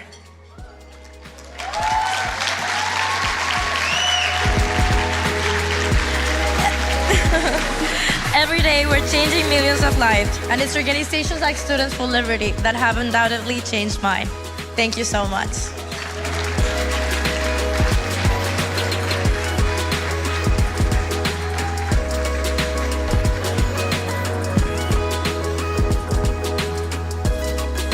Thank you so very much. Now, we are here at one of the highlights of the evening. I'm pretty sure every single award was really exciting to you. I'm so proud of the students. And now the Student of the Year Award will be given out by none other than John Mackey, also a board member of Students for Liberty.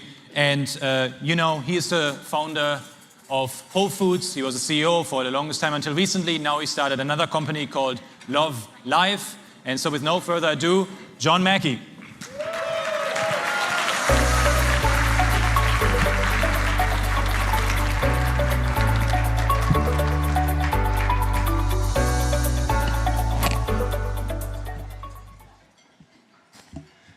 You know, I've been on the SFL board now for like 7 years, and I'm actually up for renewal. So I was meeting with the governance committee to talk about that today.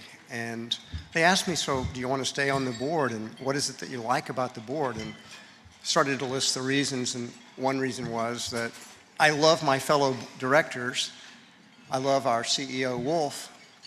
But the number one thing is I'm so inspired by Students for Liberty. I'm so inspired by the students. I love LibertyCon. I love connecting with so many idealistic young people who are going to change the world.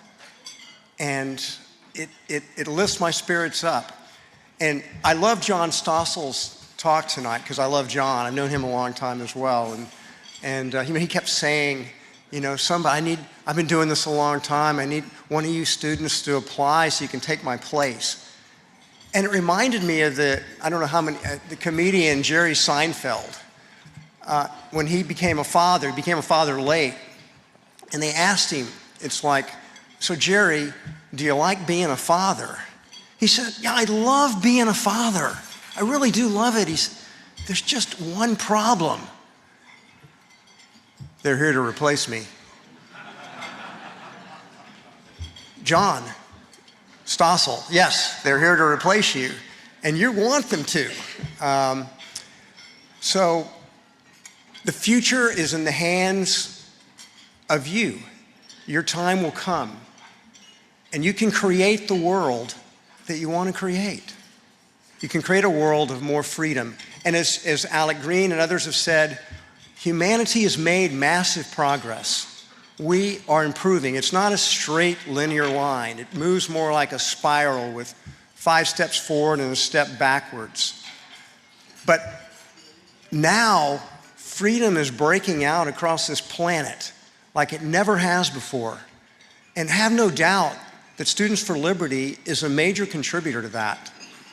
I personally give a lot of money to SFL, and I'm not, if I say this, Wolf's going to be hitting me up for it, so I'm not going to make any more promises because he'll be tough on me anyway. But every time I come to LibertyCon, it reinforces to me that all the money I've donated to SFL has been so well spent. You guys are amazing. You guys are just simply amazing. And I thank you for all that you're doing.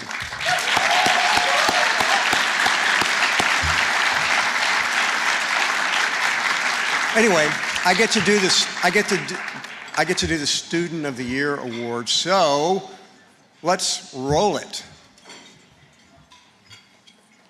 Ethan Yang, North America. Ethan Yang's work led directly to a preliminary injunction on Independence Day 2023 to halt efforts by the Biden administration to stifle criticism of COVID-19 lockdowns. His Freedom of Information Act, FOIA, request exposed the administration's attempt to silence critics. This wasn't the first time Ethan Yang made headlines. Since 2020, he's published more than 100 op-eds in various outlets and hosted 19 podcasts for the American Institute for Economic Research, plus 2 episodes of the new SFL Banter podcast. This past October, he co-authored a book, The China Dilemma, Rethinking U.S.-China Relations Through Public Choice. Also, he became a Google Public Policy Fellow and law clerk, a full member of the Journal of Law, Economics, and Policy, and interned for a DC consultancy focused on Indo-Pacific trends. In his role as House Coordinator, he organized a gathering of over 40 interns and employees from various pro-liberty organizations in DC. He also facilitated internships for 4 fellow SFL members at AIER. And he organized 3 regional conferences in the Northeast despite the COVID lockdowns. During that time, Ethan also clerked for the Pacific Legal Foundation and interned at Cato. Nicola Aguila, Brazil. Nicola Aguila has excelled as an event organizer, efficiently handling logistics and transportation during Brazil's North Regional Training in 2022. But Nicola's contributions extend beyond event coordination. He actively promotes community projects and introduced the Cabano of the Year award to recognize outstanding volunteers in his region. Operating in Belém, where pro-freedom activists and organizations are scarce, presents unique challenges. But Nicola's remarkable efforts have a profound impact on the lives of many in northern Brazil. He has dedicated himself to educating youth on the principles of citizenship, environmental issues, basic sanitation, and entrepreneurship. He organizes lectures and documentary screenings and supports the extractivist and fishing community of Marajo Island by sharing knowledge about product cultivation and processing. Nicola's Future Gardens project transformed the lives of 20 individuals through technical assistance, lectures, and the establishment of community gardens. His Rugby in the Community taught rugby and the values of liberty to more than 20 young people, and his ABC of Freedom taught monthly courses on classical liberal ideas for 13 children from the Una community. Stepan Kovac, Europe. At just 21 years old, Stepan Kovac, a math and IT major from Prague, Czechia, is the youngest regional coordinator in Europe. Under Stepan's leadership as both a national coordinator and regional coordinator, the Czech team grew from 6 active volunteers to 21 by the end of fiscal year 2023. He orchestrated 13 local events in Prague in addition to a regional conference, and he didn't forget to spread the word. Videos on the Czech SFL YouTube channel recorded by Stepan amassed over 6,000 views this fiscal year. His team's Legalize It of more than 160 attendees, and Stepan's End the Drug War booklet designed for the conference has garnered a second edition sponsorship. Stepan initiated the Bitcoin Activism Project, dedicated to raising awareness about the current monetary system. He also partnered with Czech organizations to aid Ukraine, delivering over $800,000 worth of assistance. He established a partnership with the director of Ukrainian Students for Freedom, paving the way for an SFL-USF joint conference in Ukraine in July 2023.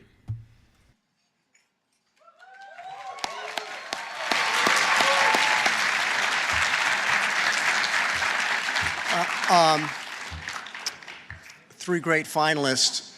I'm glad I didn't have to be the one to choose. But this year's Student of the Year is Ethan Yang.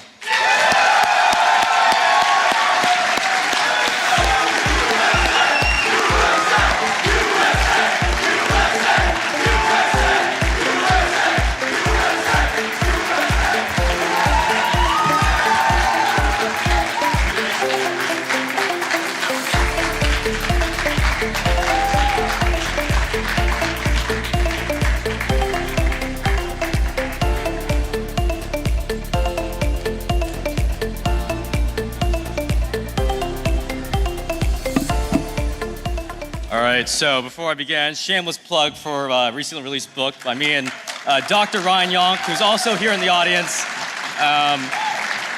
co-published by the American Institute for Economic Research, a gracious sponsor of this event, thank you very much. But they are clearly here in this audience, so give them a thanks when you can.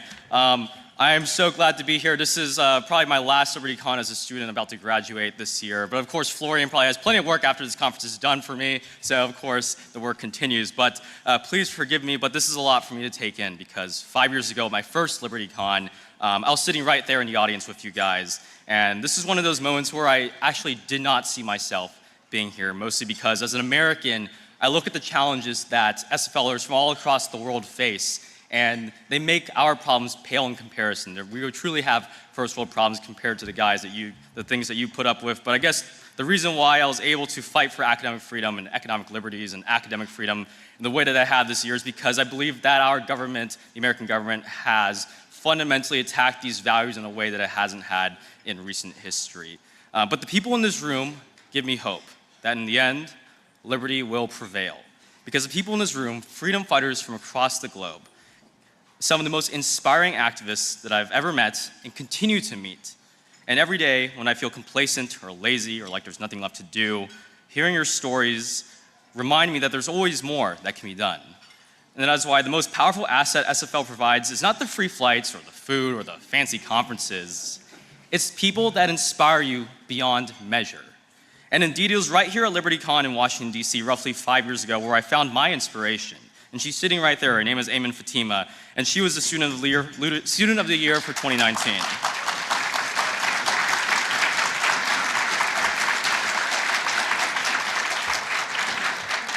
So and she inspired me beyond measure and inspired me to try much harder than I ever thought I could. But I'd like to end by giving an open invitation to the students in this crowd, many of which are new to SFL, to not be afraid of expanding your potential and to give it everything you have. Because you're part of a world-changing student organization. And when the heroes that we look up today retire, it is the people in this room that will have to step up and take their place. And maybe, just maybe, we may secure liberty in our lifetime and for our posterity. All glory to SFL. Thank you so much.